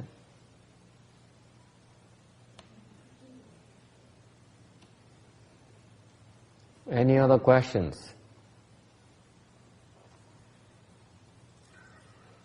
Chào cô.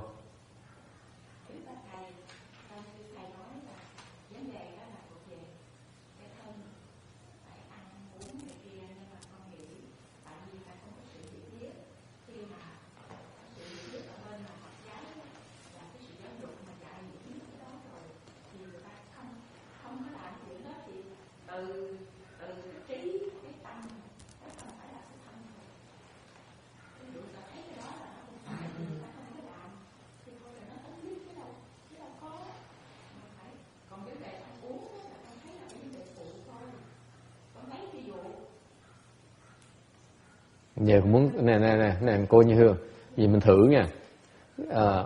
Lát nữa chiều tôi ghé tôi mua qua bên cạnh, tôi mua một cái chai rượu cho cô uống. Ok, từ từ tôi nói cho nghe cho hết. Ok, rồi trong cái cuối tuần này tôi cho phép cô uống rượu, cô không bị phạm tội đâu, tôi gánh cái đó hết cho cô. Cô uống xong một tuần này uống một chai rượu mà cô không có cái chuyện tình dục không lên đó, thì mình sẽ nói chuyện sau. Cái ý tôi nói là như vậy nè. Có nhân thì có cái quả. Cô ăn, cô uống những cái đồ mà nó kích thích cái tình dục của cô, thì tự nhiên cái tình dục mình sẽ bị kích thích, mình chạy không được.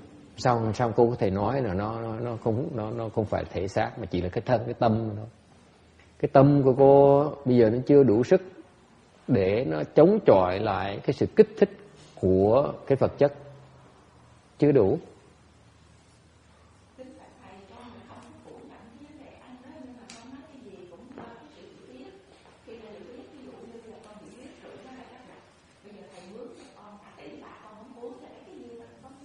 Thì đúng rồi, cô nói đúng. Như điều cô nói như vậy là cô nói một cách hơi eo hẹp một cái. Tại vì như vậy này, cái câu hỏi là có người hỏi nó là đâu phải mình hiểu là một chuyện.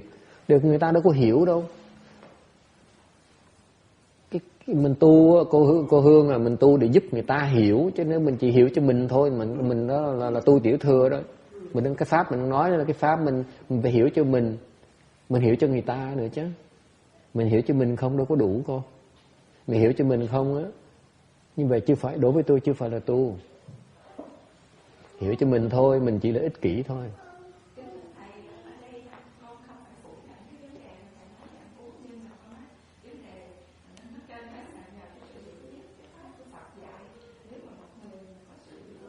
Nhưng người ta đâu có hiểu biết đâu. Cái pháp mình cũng phải nè cô Như Hương này, cái pháp mình phải giúp những người không hiểu biết luôn nữa. Chứ còn nếu mà nói người ta hiểu biết thì nó dễ dàng quá rồi. Không có gì đâu mà giải quyết đâu.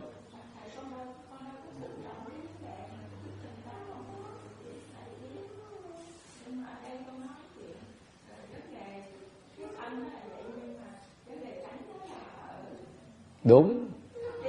Đúng. Đúng.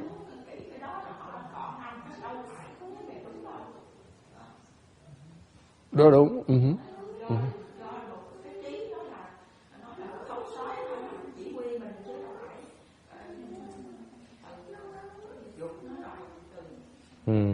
Cô nói đúng.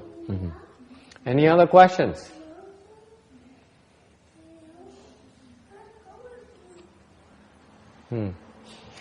I'm on 1350, 1350. In dreams, those good men and women will see Earth Store Bodhisattva manifesting a limitless body, anointing the crowns with water. When they awaken, they will be endowed with keen intelligence. Should this sutra then be heard by them one time, they will eternally remember it and will never forget and lose a single sentence or verse.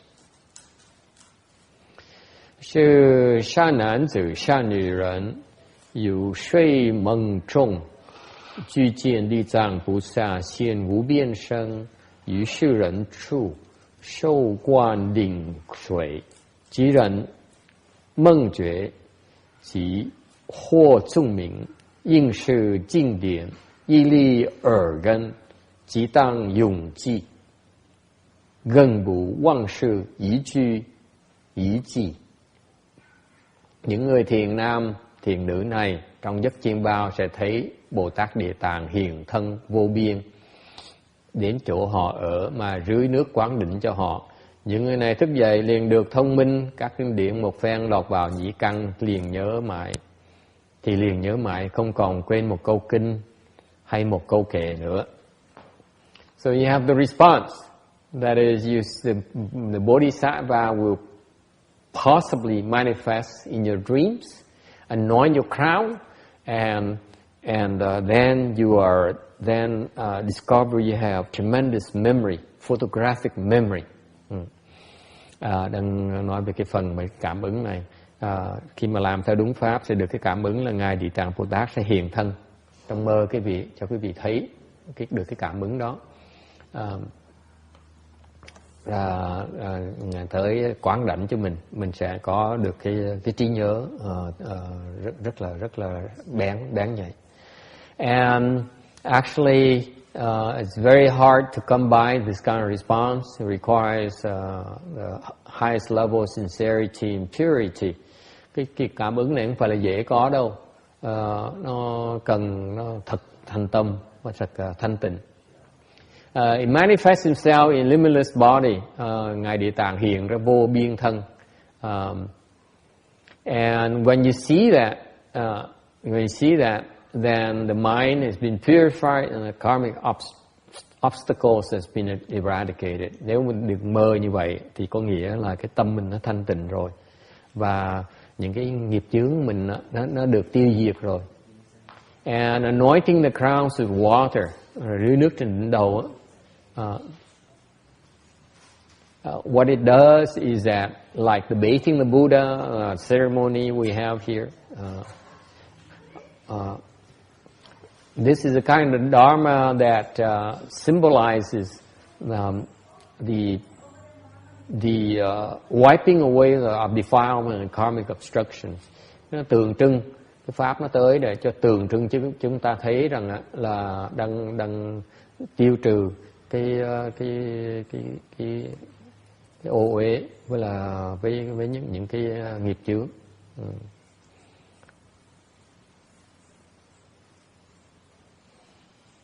And in the Master Xuan Hoa transmitted hands and eye dharma. It has a hand, it's called sweet dew hand and eye, and it accomplishes the same thing. Trong cái pháp mà 42 thủ nhãn của ngài Tiên Hóa truyền lại cho cái cõi thế gian này, những người đệ tử đời của ngài đó, cái quả của ngài đó, học được cái pháp này thì có một cái bàn tay, một cái thủ nhãn tên là cam lồ, thủ nhãn cam lồ, thì nó có cái hiệu dụng ấy, cũng như vậy đó, nó xóa những cái nghiệp chướng. Okay, any questions or comments?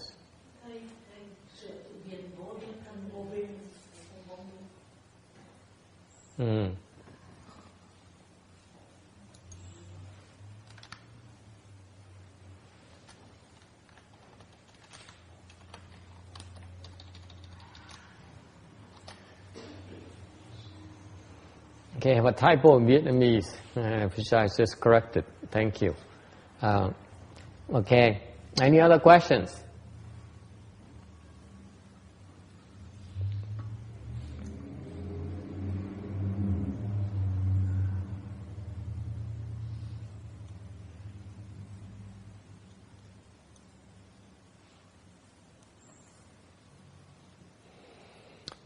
So,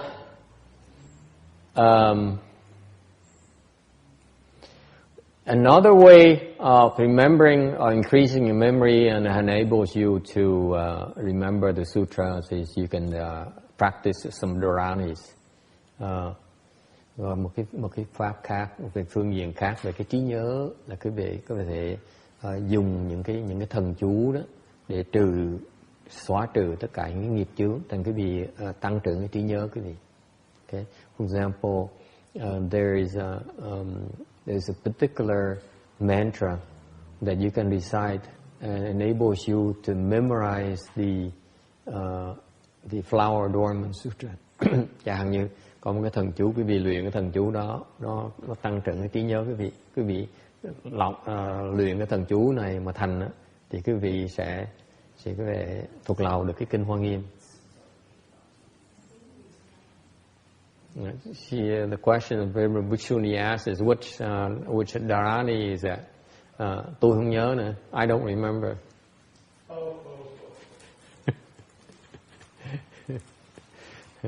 Tôi muốn tôi kiếm cho ra. Tại vì có nhiều người tôi muốn. Tại cái kinh Hoa Nghiêm là cái kinh mà tuyệt vời nhất mà quý vị mà học được cái kinh Hoa Nghiêm là quý vị là có thể gọi là gần như các giác ngộ đó. And the Avatamsaka Sutra is the king of the sutras. If you can memorize it, and you're not that far from enlightenment as far as I'm concerned. So you can recite this, practice this mantra here, and if you accomplish it dharma, you can memorize the Flower Adornment Sutra. Is the mantra in the sutra somewhere? What? Is the mantra in the sutra somewhere? No, it's not. Câu hỏi là cái thần chú được ở trong cái kinh Hoa Nghiêm là không, nó trong đó không có.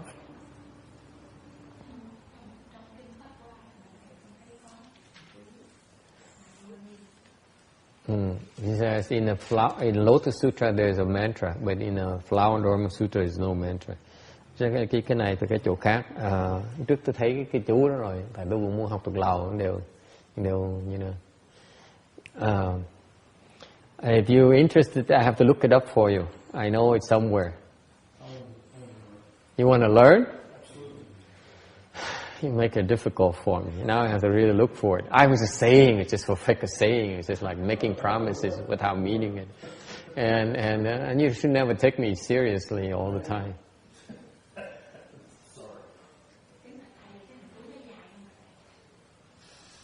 Nó không dài lắm, nhưng đều nó không có dài bằng cái chú Đại Bi. I don't think it's as long as it's shorter than the Great Compassion Mantra.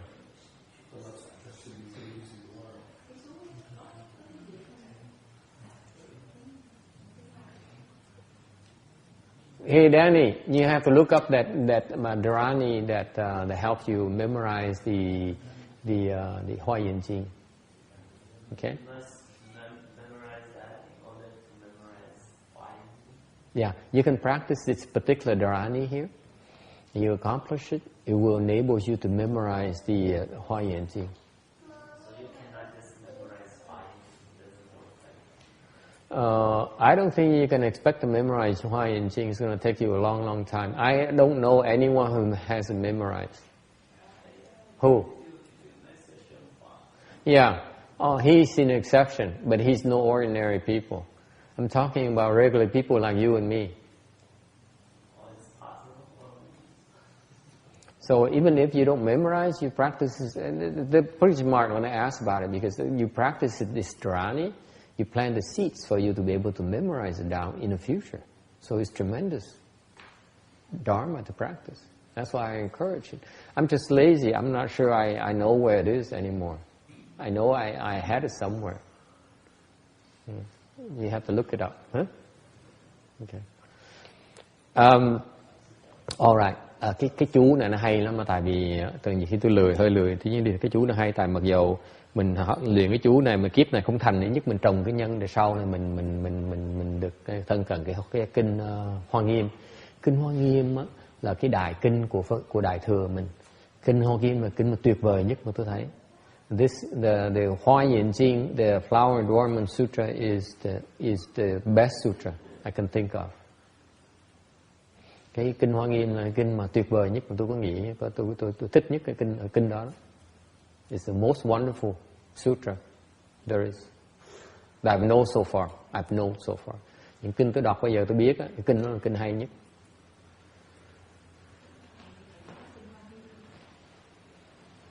Khoảng chừng 7-8 năm sẽ bắt đầu giảng. Thật phải sửa soạn nhá. Quý vị chưa đủ sức nghe mà sao mà giảng được, làm cái gì? She says she wants to explain the Flower Adornment Sutra is that in 7 or 8 more years I might begin. Why wait so long? Because you need to be prepared for it. Phải đủ sức mới nghe được.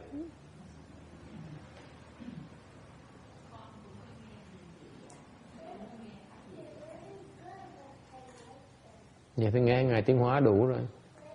Nghe Ngài Tiến Hóa giảng được rồi. Đừng có nghe mấy ông thầy cái tầm bậy. Hiện bây giờ cái người duy nhất mà có sức mà giảng kinh Hoa Nghiêm là Ngài Tiến Hóa, hoặc là đệ tử Ngài Tiến Hóa. Những người thầy khác chưa đủ sức. So she says that she wanted to hear my explanation. I said, you have to wait. But she listened to the other Dharma masters already. I said, you listen to other Dharma masters. The only Dharma master worth listening to is Master Hsuan Hua or his disciples. There aren't many of his disciples who dare explain the Flower Adornment Sutra. Mấy người đệ tử Ngài Tiến Hóa không bao nhiêu người dám giảng Kinh Hoa Nghiêm đâu. There's one here in Southern California. Don't listen to that guy. He's not there yet. Có một ông thầy dưới này, ông giảng Kinh Hoa Nghiêm, ông giảng tầm bậy, không đủ sức giảng đâu. Yeah. Only one down here who claims to be his disciple. He doesn't have the, không đủ sức. Trình độ thấp quá này, không đủ sức.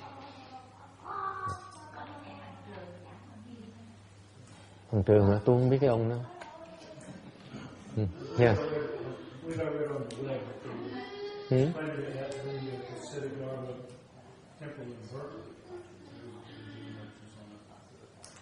Which temple? In Berkeley? Who's explained that? Okay, yes, it's a Berkeley Institute of World Religions. Yeah, he is very good. Thầy Hằng Thật á, nghe thì được. Hằng Trường chưa đủ sức. Hằng Trường chưa đủ sức nữa. Nghe tầm bậy, ông giảng tầm bậy. Với. Hiện bây giờ có mình, hiện bây giờ trong cái hiện bây giờ có 2 người, có 3 người giảng được. Hằng Thật nè, Tiến Hóa nè, với một vị nữa mà tôi nói tên ra không tiện. 3 người để giảng nổi, còn mấy người khác giảng chưa đủ sức mà giảng. Because she's loves, she has expressed strong interest in the Flower Adornment Sutra, so I'm giving you a tip. 3 people worth listening to. Number 1, Master Shen Hoa, very good. Number 2, Master Hằng Shur, is pretty good. Number 3, so the third one, who's even better Hằng Shur, but I cannot tell you his name, not yet. Those people are worth listening to. The other people, they're not there yet. They don't understand what they're talking about. It's way beyond their realm. Even Hằng Shur is yes. Well, it is incredibly profound. I mean, I'm reading. It is incredibly profound. So it takes some doing to explain it properly. Yes. Master Hung Sure, he's a Caucasian fellow at Berkeley. Yeah. Yeah, I highly recommend. Yeah. So the reason I encourage him is because he's probably one of the remain few people who have enough wisdom to be able to convey the Flower Adornment Sutra teachings, the depth. The guy down here, for example, he basically reads a book and then he has no clues what he's talking about. No clues. At least I'm sure knows a little bit. Cái ông thầy ở dưới này đang giảng Kinh Hoa Nghiêm đó là ông chỉ đọc sách như con vẹt thì thôi, ông không hiểu gì hết. Còn cái ông Hằng Thật ông hiểu được một tí. Ông giảng hẳn từ cái hiểu của ông, cái huề của ông. Okay. Kinh Hoa Nghiêm dễ sợ lắm. Cái gì nghe Kinh Hoa Nghiêm là phải giảng Kinh Hoa Nghiêm phải có cái huề, tại vì Kinh Hoa Nghiêm là kinh của cái pháp tướng. Why is it so difficult to explain the Flower Adornment Sutra? Because the Flower Adornment Sutra is the sutra that describes the Dharma marks.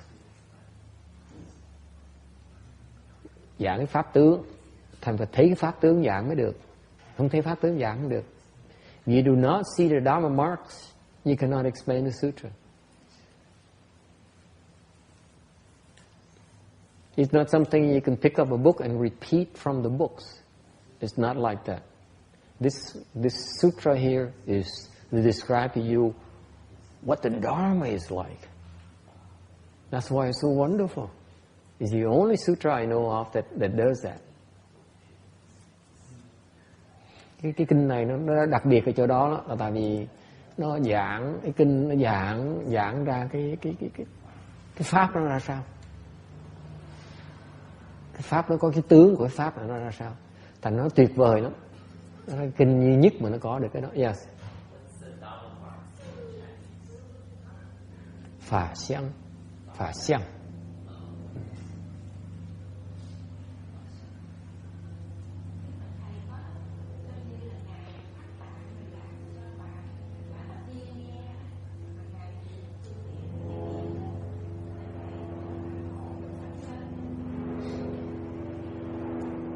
Ngủ tắt thiên làm cách nào mà ngộ được pháp giới, nói tầm bậy.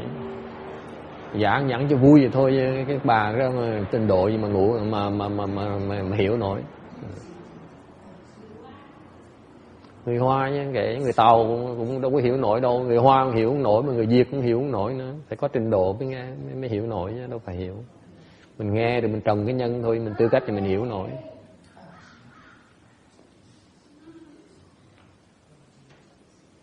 Nghe khoảng chừng 8 vạn kiếp á, thì hy vọng mới hiểu được.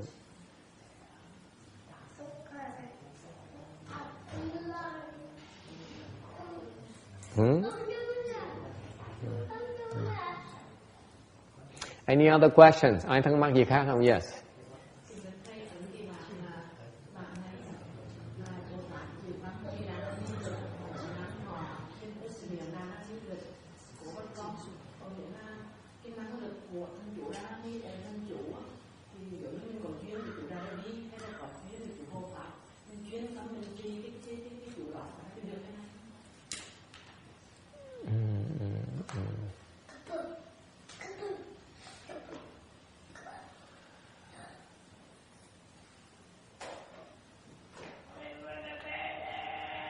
Câu hỏi là gì?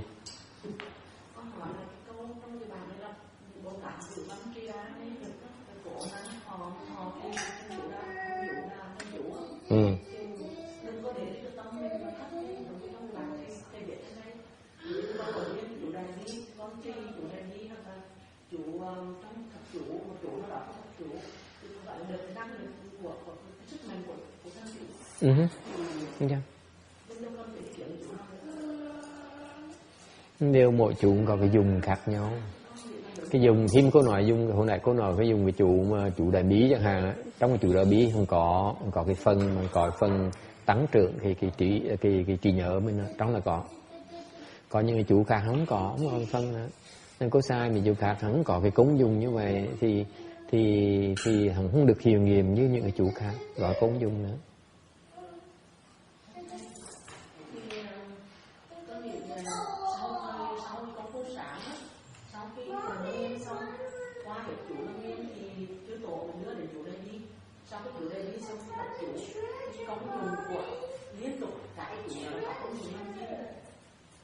Mỗi cái có cái công dụng riêng khác nhau.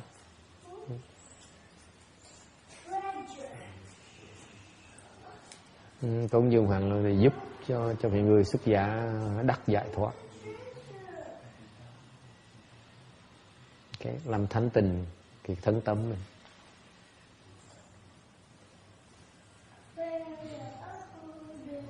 Okay.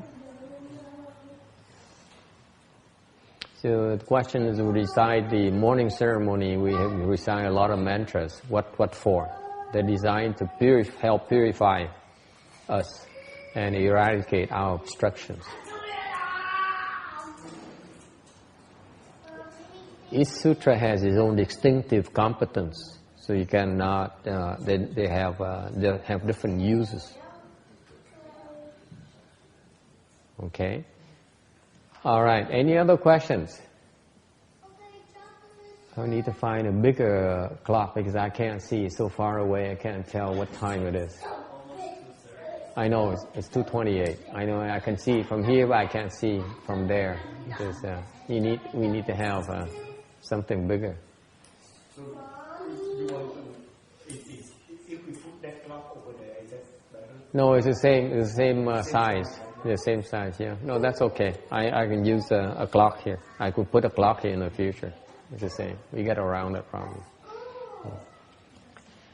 All right. Any other questions? Ai thắc mắc gì khác không?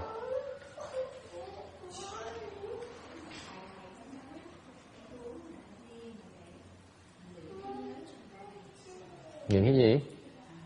Nghiện cái gì? Trí nhớ hả?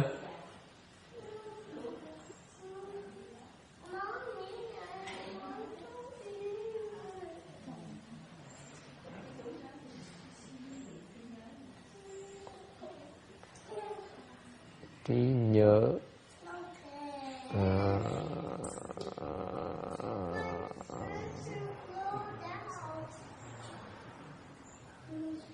The question is what is that dharani that increases your memory? I don't remember. Tôi không nhớ này.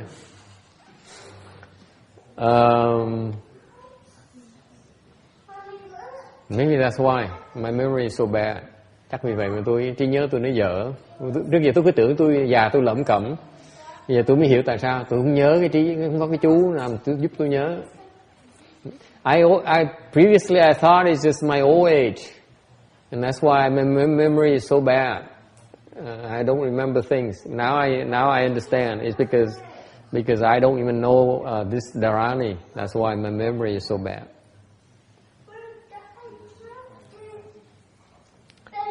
I have to look it up. I don't remember. Yes, sir. Yes. It's just kind of an aside. I was wondering what you thought of the state of Buddhism in China and Taiwan. If there are good teachers. At this stance right now,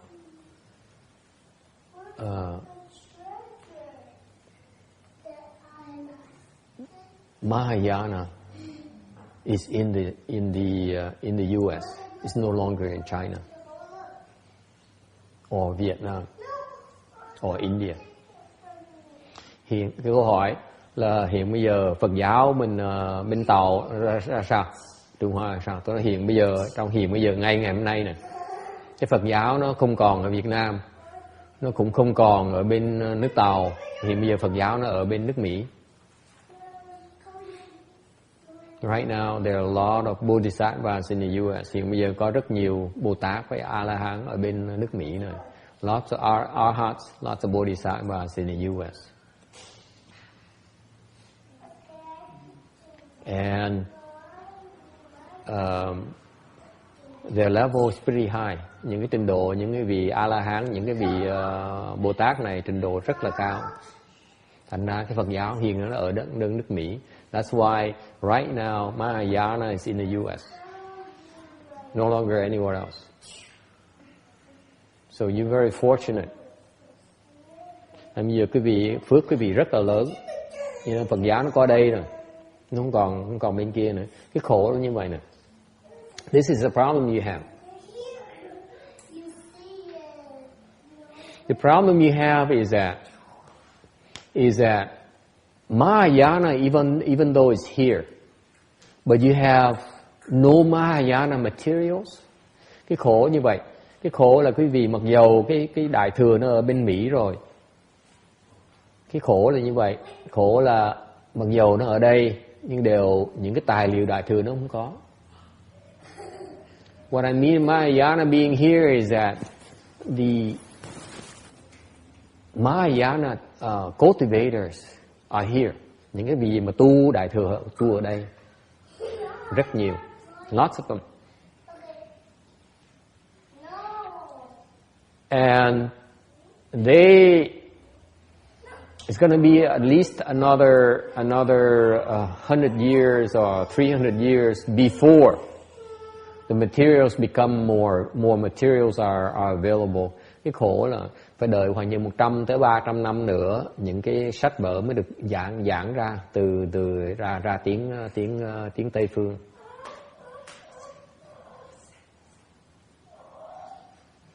Okay, so here's the problem. Bây giờ cái vấn đề, cái khó khăn của Phật giáo bây giờ như vậy nè.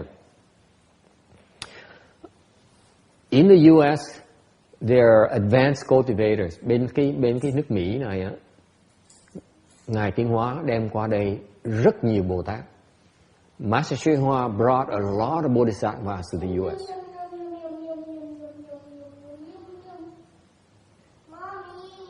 All right. Có mặt rồi, they're here already. Họ có mặt ở đây nè. All right. The problem is that the teachings is still in Chinese. Cái khó khăn là cái lời giáo huấn vẫn còn tiếng Tàu. Not Vietnamese, Chinese. Tiếng Tàu nghe, không phải tiếng Việt nha. nghe cho rõ. Not Japanese, okay? Not Korean, it's in Chinese. In Sanskrit, supposedly. Okay? Cái lời giáo lý á, là tiếng Tàu, không phải tiếng Việt. For example, there's a man who went to the Chan Chi here and he sat there for 2 days and he had some responses. He gave me a book from Bodhidharma. Có cái ông tới đây, cái thiền thất tới đây 2 ngày, xong có cảm ứng, ông thích lắm. Ông mới nói chuyện với tôi, xong cho tôi mượn cuốn sách, dịch từ tiếng Việt ra tiếng Việt, từ tiếng Tàu ra tiếng Việt. There is a translation from Bodhidharma's teachings from Chinese and Vietnamese. Đem cuốn sách này dịch từ tiếng Tàu của ngài Bồ Đề Đạt Ma ra, từ tiếng Tàu ra tiếng Việt. And he proudly told me that that's his Bible since way back in Vietnam 50 years ago. Ông nghiên cứu sách này 50 năm rồi, từ Việt Nam qua bên này. And so he gave it to me to read. Thì ông cho tôi mượn để coi. I look at that and I see why this guy is so a little bit crazy. Tôi nhìn cái sách đó, đọc cuốn sách sơ đọc có vài trang thôi mới hiểu tại sao cái ông nó hơi điên tốc. Tại vì quý vị mà đọc cuốn sách đó là sẽ xịt khói, sẽ tẩu hỏa nhập ma. Because if you read this at your level, you read it at his level and your level, you read this book here, you'll be in big trouble. Because it's incomprehensible. Trình độ nó cao quá này, không cách nào mà hiểu được hết. Tại quý vị ngồi đó mà rặn cái đầu, cố gắng hiểu là chết. Như ông Hòa đó ngồi mà rặn cuốn sách này cao siêu, ngồi nó rặn á. Mấy ông thầy đi giảng kinh Hoa Nghiêm đó, cái pháp nó cao siêu quá, ngồi mà rặn là chết với nó. Tẩu hỏa nhập ma. Nhớ tới dạy sao không được suy nghĩ, ngồi nó suy nghĩ kinh là chết. Hiểu chưa? Bởi vì cái suy nghĩ nó tai hại lắm. Quen suy nghĩ rồi, thấy kinh không hiểu, ngồi đó rặn cái đầu suy nghĩ, rặn óc suy nghĩ là chết với nó. Suy nghĩ không hiểu thôi, bỏ nó thôi, không thèm hiểu, chịu thua. So what happened is that you read these teachings here. The translation is not that great, I'm sure, because it's not complete. Even if it's accurately translated, you cannot possibly understand it. And if you don't understand, you sit there, you find yourself sitting there and trying to understand like Danny does. Then you'll be in big trouble, because it goes against what I taught you this morning. You don't use your brains. It's not meant to be understood. If you know, and the world with people's reaction is that when they see something they don't understand, they sit there and they're trying to break through. And it doesn't work like that. In Mahayana, you don't get it, you drop it. You cannot understand right now, you let go. Down the road you will. But there's no sense in trying to beat your head against the wall. You can't. You see, Thomas, it's not like intellectual pursuit. It's not like something you can look up in some dictionary or some kind of reference material. Either you get it or you don't get it. You don't get it, it's okay. Nothing wrong with that. Don't try to understand right away. That's the biggest mistake that academians do. They need to understand it. They make it a goal for them to understand it. For us Mahayana practitioners, we want exposure. Understanding is not that important. We want repeated exposure. You want to keep on hearing it and hearing it and hearing it and hearing it. If you get it, you get it. You don't get it, it's okay. You keep on hearing it, listening to it. Then you will get it down the road. 10 years, 20 years, 20 lifetimes, who cares? But trying to understand it is not going to help. Because, why not? Because you start imagining things. You start fabricating. You start weaving là women do. What's so funny about it?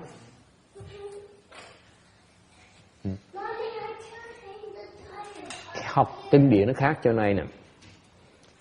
Cái thế gian pháp là quý vị có gì mà không hiểu, quý vị răng óc mà hiểu. Ok, cái Phật pháp á, là quý vị làm như vậy không được. Cái Phật pháp á, mình hiểu lúc đó thôi, không hiểu thôi mình chịu thua, mình bỏ tay, mình buông tay, mình xả đó. Rồi là mình cứ nghe tiếp. Kim Điền nghe nhớ, mình chỉ nghe tiếp thôi, không cần hiểu, cứ nghe thôi, nghe hoài. Ngày đó mình bỗng nhiên mình hiểu. Tại vì nếu như quý vị cái gì mà không hiểu, như ông bác này chuyên môn làm chuyện đó là ngồi suy nghĩ rằng cái óc á, là mình bắt đầu mình tưởng tượng, mình bắt đầu mình bịa chuyện ra. Như những cái người triết gia thời buổi này vậy đó, nó ngồi á, nó bắt đầu nó bịa chuyện đó, nó chế mấy cái tài liệu mới. Nó càng ngày nó càng điên với nhau, nó càng ngày nó càng mờ với nhau hết. Càng ngày nó càng kẹp vào cái thế, nó phải tưởng tượng ra. Thành cái hiểu ta hại dễ sợ lắm.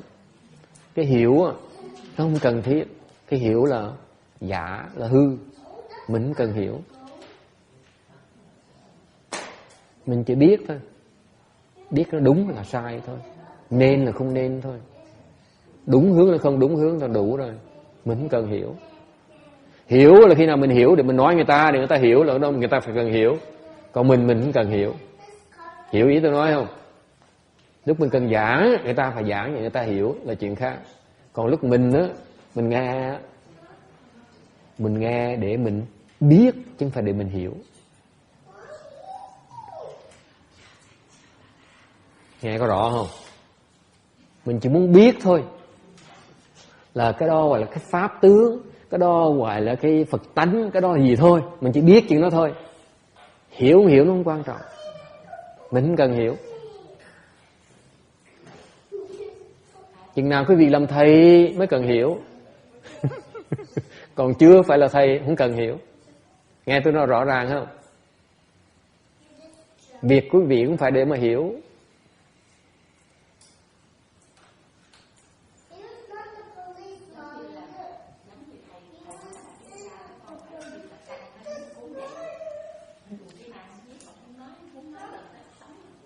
Nói tầm bậy từ đâu chứ cô ấy. Nói cả một đời, ta bỏ một cuộc đời 3-4 năm trời nghiên cứu nói chuyện tầm bậy không à. Mà họ là nói là họ tưởng tượng thôi. Còn những cái tụi ngoại đạo đó, nó ngồi, nó đọc sách rồi, nó còn về nó ngồi nó tu, nó luyện nữa, nó thiền nữa. Tức là cái hiểu biết họ nó còn rộng hơn cái người giáo sư đại học nữa. Nó vẫn lạc đường như thường. Cái gì tưởng tượng như coi. Huống gì. Bởi vậy họ không có phương pháp tu. Họ tu tầm bậy hết. Càng ngày nó càng bị kẹt. Mà không biết. Càng ngày càng nghĩ là mình biết. Càng ngày càng nghĩ là mình hiểu. Là chết.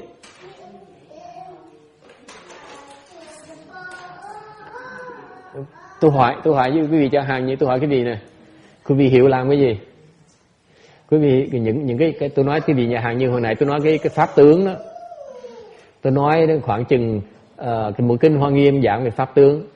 Nói về pháp tướng đó, tôi nói từ bây giờ tới lúc mà một cái pháp tướng là tới cái pháp tướng cuối cùng nó tốn khoảng chừng vô tận. Quý vị có thời giờ mà nghe không? Làm cái gì? Hiểu làm cái gì? Hiểu nó có lợi gì? Bây giờ Kim nghe hiểu là hiểu làm sao giác ngộ đó.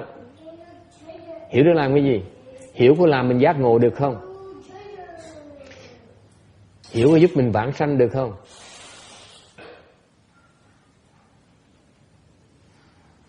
Cái hiểu là chỉ trên này thôi, mình tưởng tượng thôi. Nó không có lợi gì hết.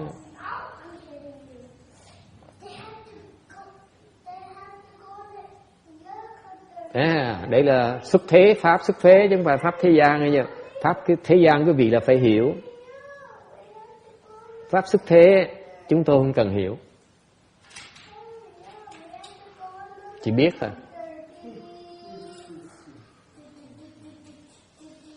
Let me remind you, you worldly people, your worldly dharma, you need to understand. You need to rationalize. Transcendental dharma, we don't need to understand. We don't rationalize. Because your understanding is based on a sixth consciousness, your thinking mind. The thinking mind that you rely so much on is a false mind.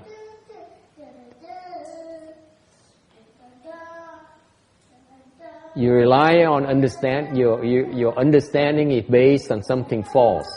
You're feeding it to something that's false. It's a waste of time.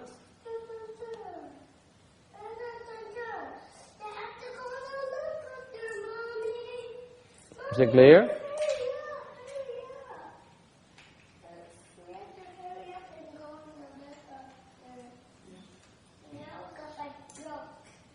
I know it's shocking with someone who says, my entire life is based on this understanding.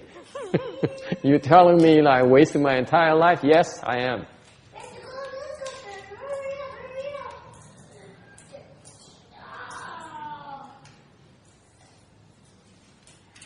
It's useless.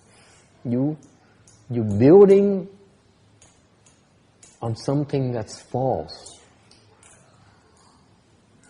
Quý vị mà cứ theo cái hiểu của quý vị là quý vị đang nuôi cái huyễn. Yes. Trước khi mình muốn biết là mình phải dùng cái gì để biết là nhưng mà không dùng cái hiểu thì dùng cái gì để biết. Muốn biết là phải trống cái tâm mới biết được. Không có gì trong nó mới biết được. Nó sẽ biết cái gì nó cần biết thôi. Còn nếu tâm mà bác mà còn mà chưa trống á, không thể nào biết được. Tại nó bị cái thằng lục thức á, nó nhảy vào, nó cái thằng thất thức nó nhảy vào, nó bắt đầu nó phân bua, nó nói là nó cạnh tranh với cái biết của bác. Nó nói hơn, cái biết rồi trật được cái này nó quan trọng hơn này. Cái chuyên môn nó làm như vậy. Mình chịu thua. Nó mà còn hoạt động là mình chịu thua. Tại nó giỏi quá, nó quá giỏi này. The question is, how do you know? I say, you know when your mind blanks out, is empty. You know because you know what you are supposed to know at that very moment. And if your mind is not empty, your mind does not blank out, that means it still has thoughts. What it means is that your sixth consciousness and seventh consciousness are competing. They introduce thoughts and they say, no, this is more important. You're wrong. And your sixth and seventh consciousness are so clever that they win almost all the time.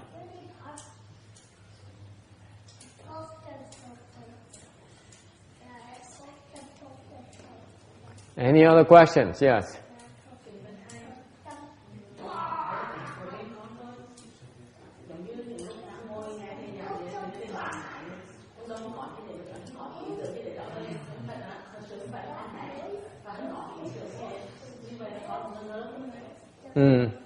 Cô cuồng nữa.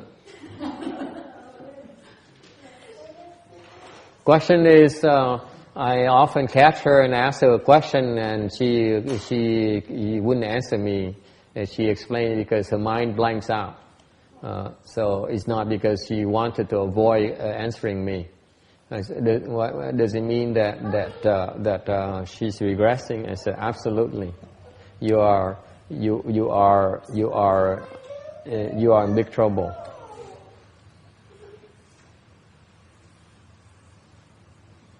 Any other questions? Yes. Could you describe the 6 and 7 for the level of consciousness? Or is that too big of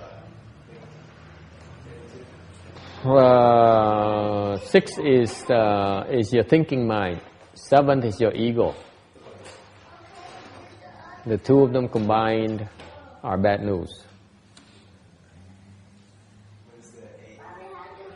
Eighth is your hard drive. It stores everything. It's your hard drive, your hard disk. It stores everything. All the seats are there. Everything. Everything you experienced in the past is there. It's an infinite hard drive. The Buddhist technology is far more advanced than Intel technology and AMD combined. We have infinite hard drives, infinite chips. You know, our speed is in the I don't is not even no words for it yet, invented yet by the humans. That's how fast our mind is.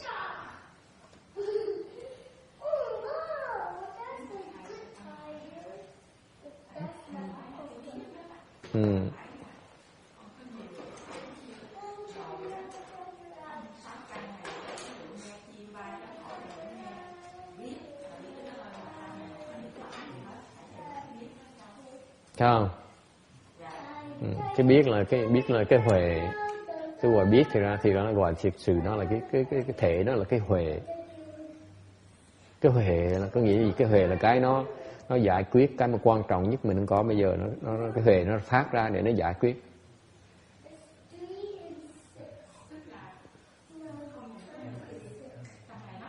Cái biết mà cô dùng chữ biết mà cô cái cô là cô thích cái hiểu, nhưng mà là cô thích cái cô mê cái hiểu, chứ cô không biết cô không có cái biết.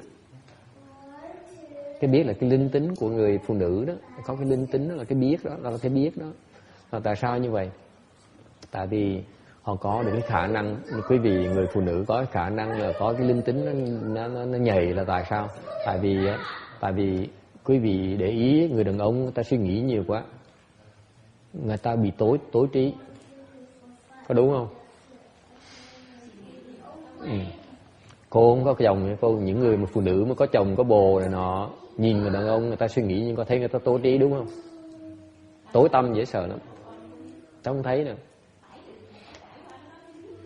Thì bởi vậy không, thì tại vì cô phải có gia đình cô mới hiểu được. Thành tôi nói những cái người khác ngoài cô ra, những người có gia đình á, nhìn quan sát những người đàn ông á, người ta suy nghĩ nhiều quá, người ta tối tâm, ta sủi hai tay. Tại người phụ nữ quý vị á, thấy được cái đó mới nói là cái suy nghĩ nó có cái tai hại của nó. Thành quý vị tự nhiên phát triển ra khả năng là không có suy nghĩ nữa, lúc đó mới gọi cái linh tính. Bỗng nhiên biết thôi, bỗng nhiên nó không hiểu sao mà giảng nghĩa được, bỗng nhiên biết cái chuyện đó như vậy. Cái đó là cái huệ của mình đó, đó là cái bản tính của cái huệ của mình đó. Mà cái đó tôi nói quý vị nghe nè, nó nhảy là tại vì quý vị biết trống cái tâm á, kim điền, cái tâm mà nó trống á, cái linh tính nó mới nhảy được. Như thằng con nít thì cái thằng con nít nó dễ sợ lắm. Nó là suốt ngày sáng tối là nó tính toán, nó muốn đòi là thôi. Mà từng khi mà quý vị bắt đầu mà hù nó một cái, làm nó sợ một cái, nó lắng lại ngay lập tức. Nó biết trống cái tâm nó, tự động nó biết. Cái đó là cái mà nó học được, đó nó phát triển được. Từ từ nó lớn nó sẽ mất cái đó, như vậy nó không còn bao lâu nữa đâu. Bữa nào mình bọc nó một cái nó hư hết. Thành cái biết á, cái biết ở chỗ là cái vị không dùng cái trí á mới biết được. Quý vị đừng chấp vào cái trí, muốn chấp vào cái hiểu á thì không thể nào biết được. Nghe rõ ràng không? Muốn hiểu á thì không biết được. Như Hương nghe rõ ràng không? Đòi hiểu á thì không thể nào biết được hết.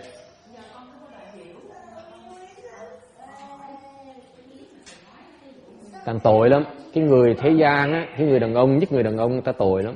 Cái nghiệp họ tội lắm là họ đòi hiểu.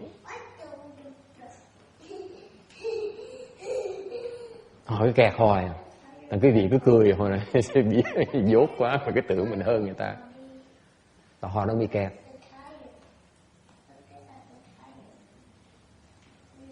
Cái nghiệp người đàn ông như vậy bị kẹt, đưa lưng ra để cho nó đì.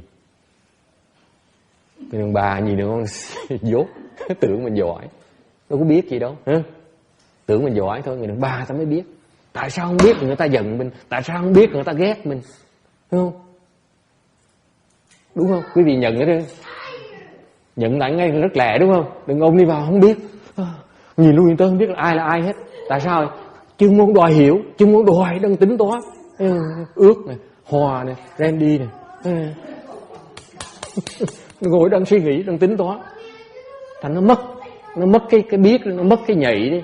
Còn quý vị thôi, quý vị cứ liếc là biết, nó nhạy hơn nhiều. Cái tụi đàn ông nó dễ sợ lắm, nó tối dễ sợ lắm. Nghiệp họ là vậy đó, họ phải làm mồi chứ quý vị, phải nợ nhau, mình phải làm mồi cho họ mới trả nợ chứ giỡn, đòi được. Thế giới nó vui, nó tuyệt vời như vậy đó. Ta nghĩ sao tôi là giỏi rồi, tôi là làm ra tiền, tôi là nó về phục vụ cho bà hết đó. Tại bà biết mà mình chỉ là hiểu thôi, mình thua. Mình cứ tưởng mình hơn người ta hoài, ông dốt không thể tưởng được. Mình làm con trâu thôi, cái nghiệp là nghiệp làm con trâu, để mấy bà chỉ ta không ngó,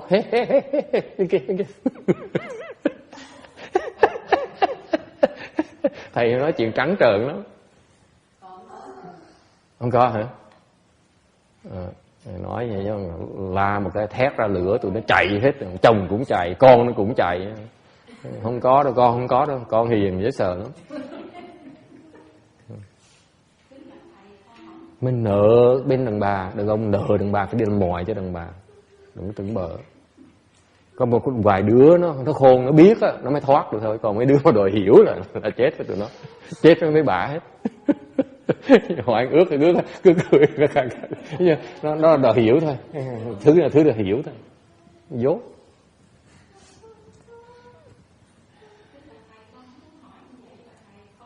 Tôi đâu có kể chuyện với cô, tôi kể chuyện mấy người đàn bà kia thôi.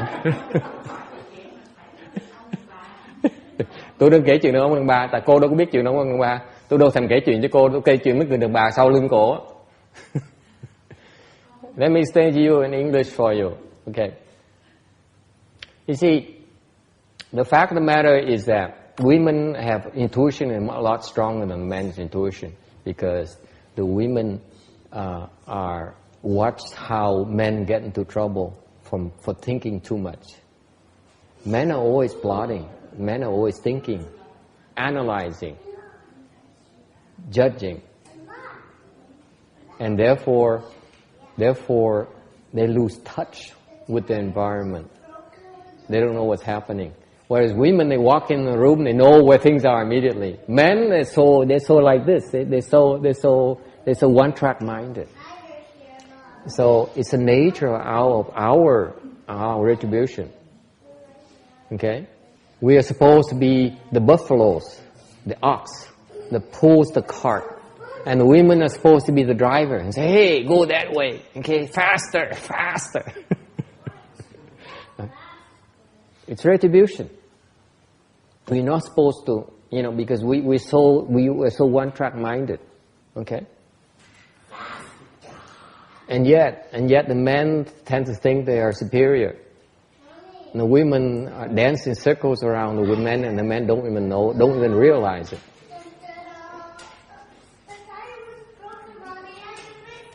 Why?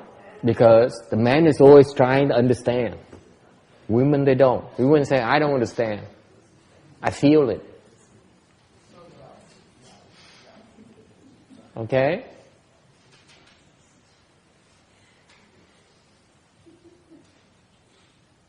This is our retribution. Look at Randy.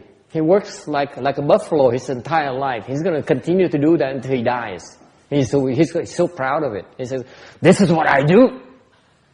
This is what we men do.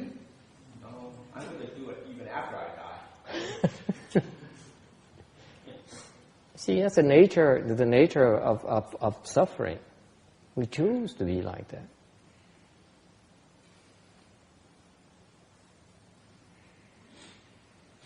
All right. I know it's depressing for you men. And women say, yeah, you're supposed to reveal our secret.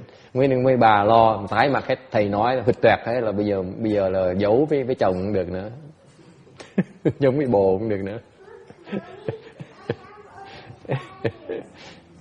Mình về mình đình công. So I'm telling the men, we go on strike from now on. You work for a change. You understand for a change. No, seriously. You have to learn to undo that attachment to understanding. It's so important for you to do that. Quý vị phải nhớ như vậy. Đừng ham cái hiểu. Mới mở cái huệ được. Then you unfold your wisdom. Okay? Hôm nay chỉ nói chừng đó thôi.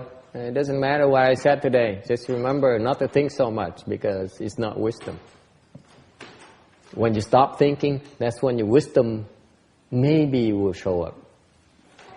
Maybe. Yeah. Quý vị bắt đầu bớt suy nghĩ thì có thể cái huệ nó bắt đầu mới lộ ra. Còn cứ suy nghĩ nó không lộ ra được.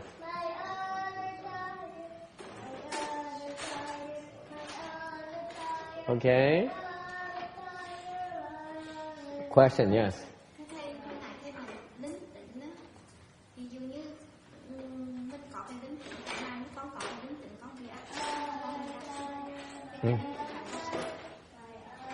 Tưởng tượng. Tưởng tượng.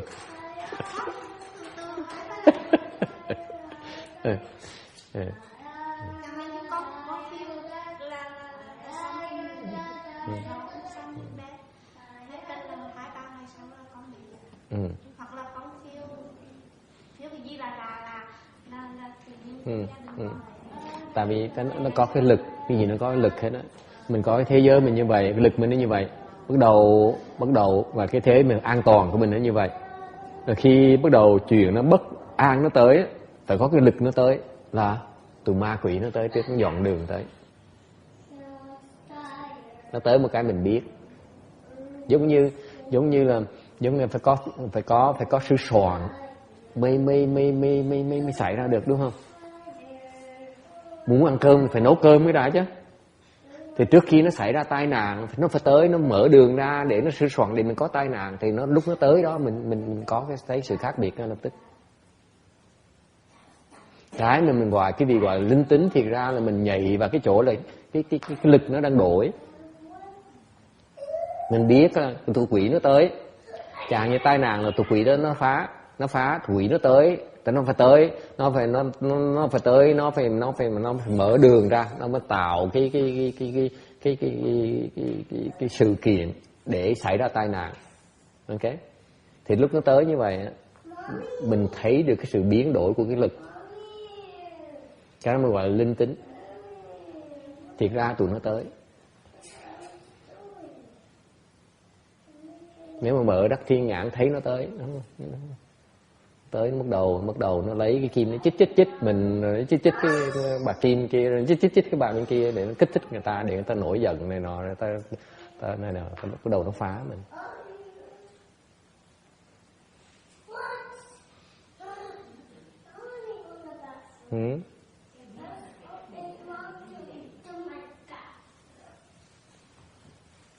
Biết có nhiều trình độ khác nhau.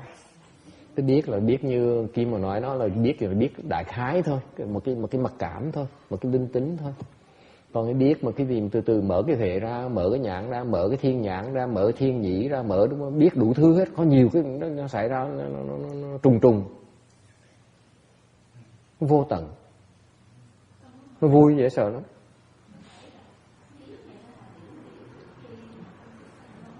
Hiểu gì đó là thấy luôn nữa. Thấy đó là thấy luôn, thấy nó sắp xảy ra, thấy lúc nào nó xảy ra, lúc nào mình chết, lúc nào mình sẽ bị tai nạn, mình sẽ mất mấy cái chân, hoặc là gãy mấy cái răng, hoặc là nó tốn bao nhiêu tiền, thấy hết luôn. Cái đó là cái biết đó. Cái đó là cái biết nó đó. Tùy trình độ mình thấy rõ ràng lắm. Còn quý vị như linh tính quý vị phụ nữ, quý vị chỉ là như là biết đại khái thôi, chứ còn người ta tu cái biết người ta rõ ràng đó, nhạy dễ sợ lắm. Biết chứ, biết trước luôn nữa. Vậy trường hợp như vậy, mình biết nó hơi là mời như vậy nó đến vậy là mình cũng biết, nhưng mà làm sao tránh được cái pháp Tránh được chứ. Tránh được. Nó tránh làm cái gì? Tránh nhiều khi mình cũng muốn để tu rồi cái hoa. Mình tránh đâu phải là tu đâu, không tránh mới là tu. Mình giúp người ta tránh á, thì còn có lý, còn mình tránh không có lý. Hiểu không? Mình tránh có nghĩa là mình chạy nợ.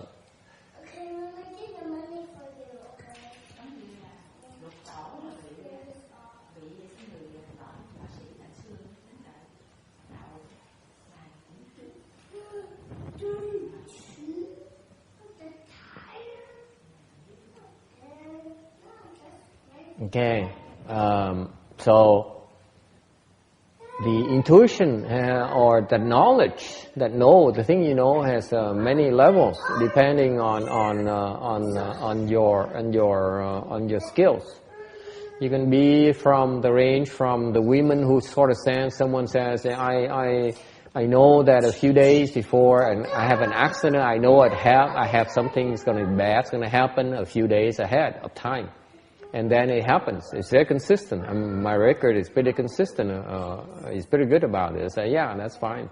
And that's called intuition. But it comes with various degrees of accuracy.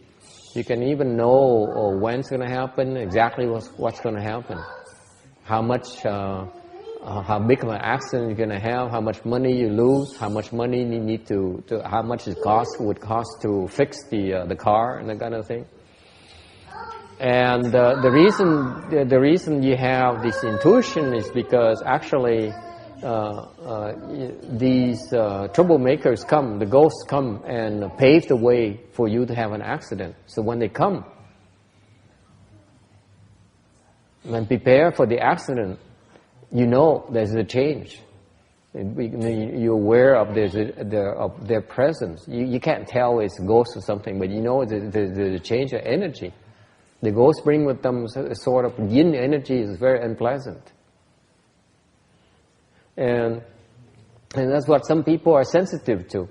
But if you cultivate and you open your spiritual powers, you can see it very clearly. You can see the ghosts. You can even foretell what's going to happen, and the degree of the damage or the type of accident. The question is then what can we do to resolve those problems? I said, why do you want to resolve those problems? If you want to resolve those problems, it means you want to evade your responsibility, your retribution. You don't want to pay it back. You want to skip town. It's not cultivation. Cultivation is you don't have to be evasive. You don't have to avoid it. You may want to help others avoid it, but you don't want to avoid it yourself. Any questions? Ai thắc mắc gì không? Okay, time is up. Sorry.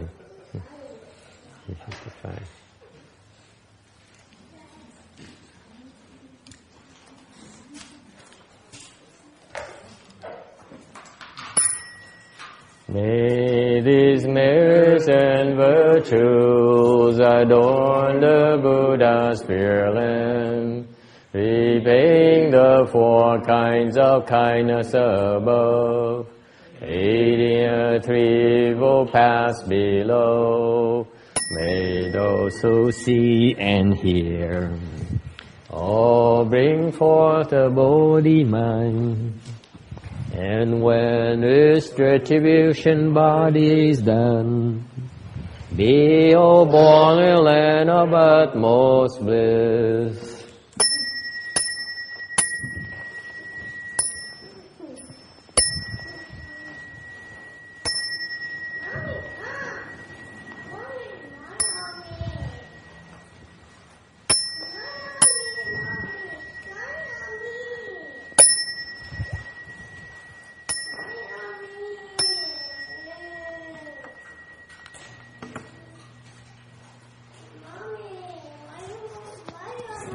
126, 126.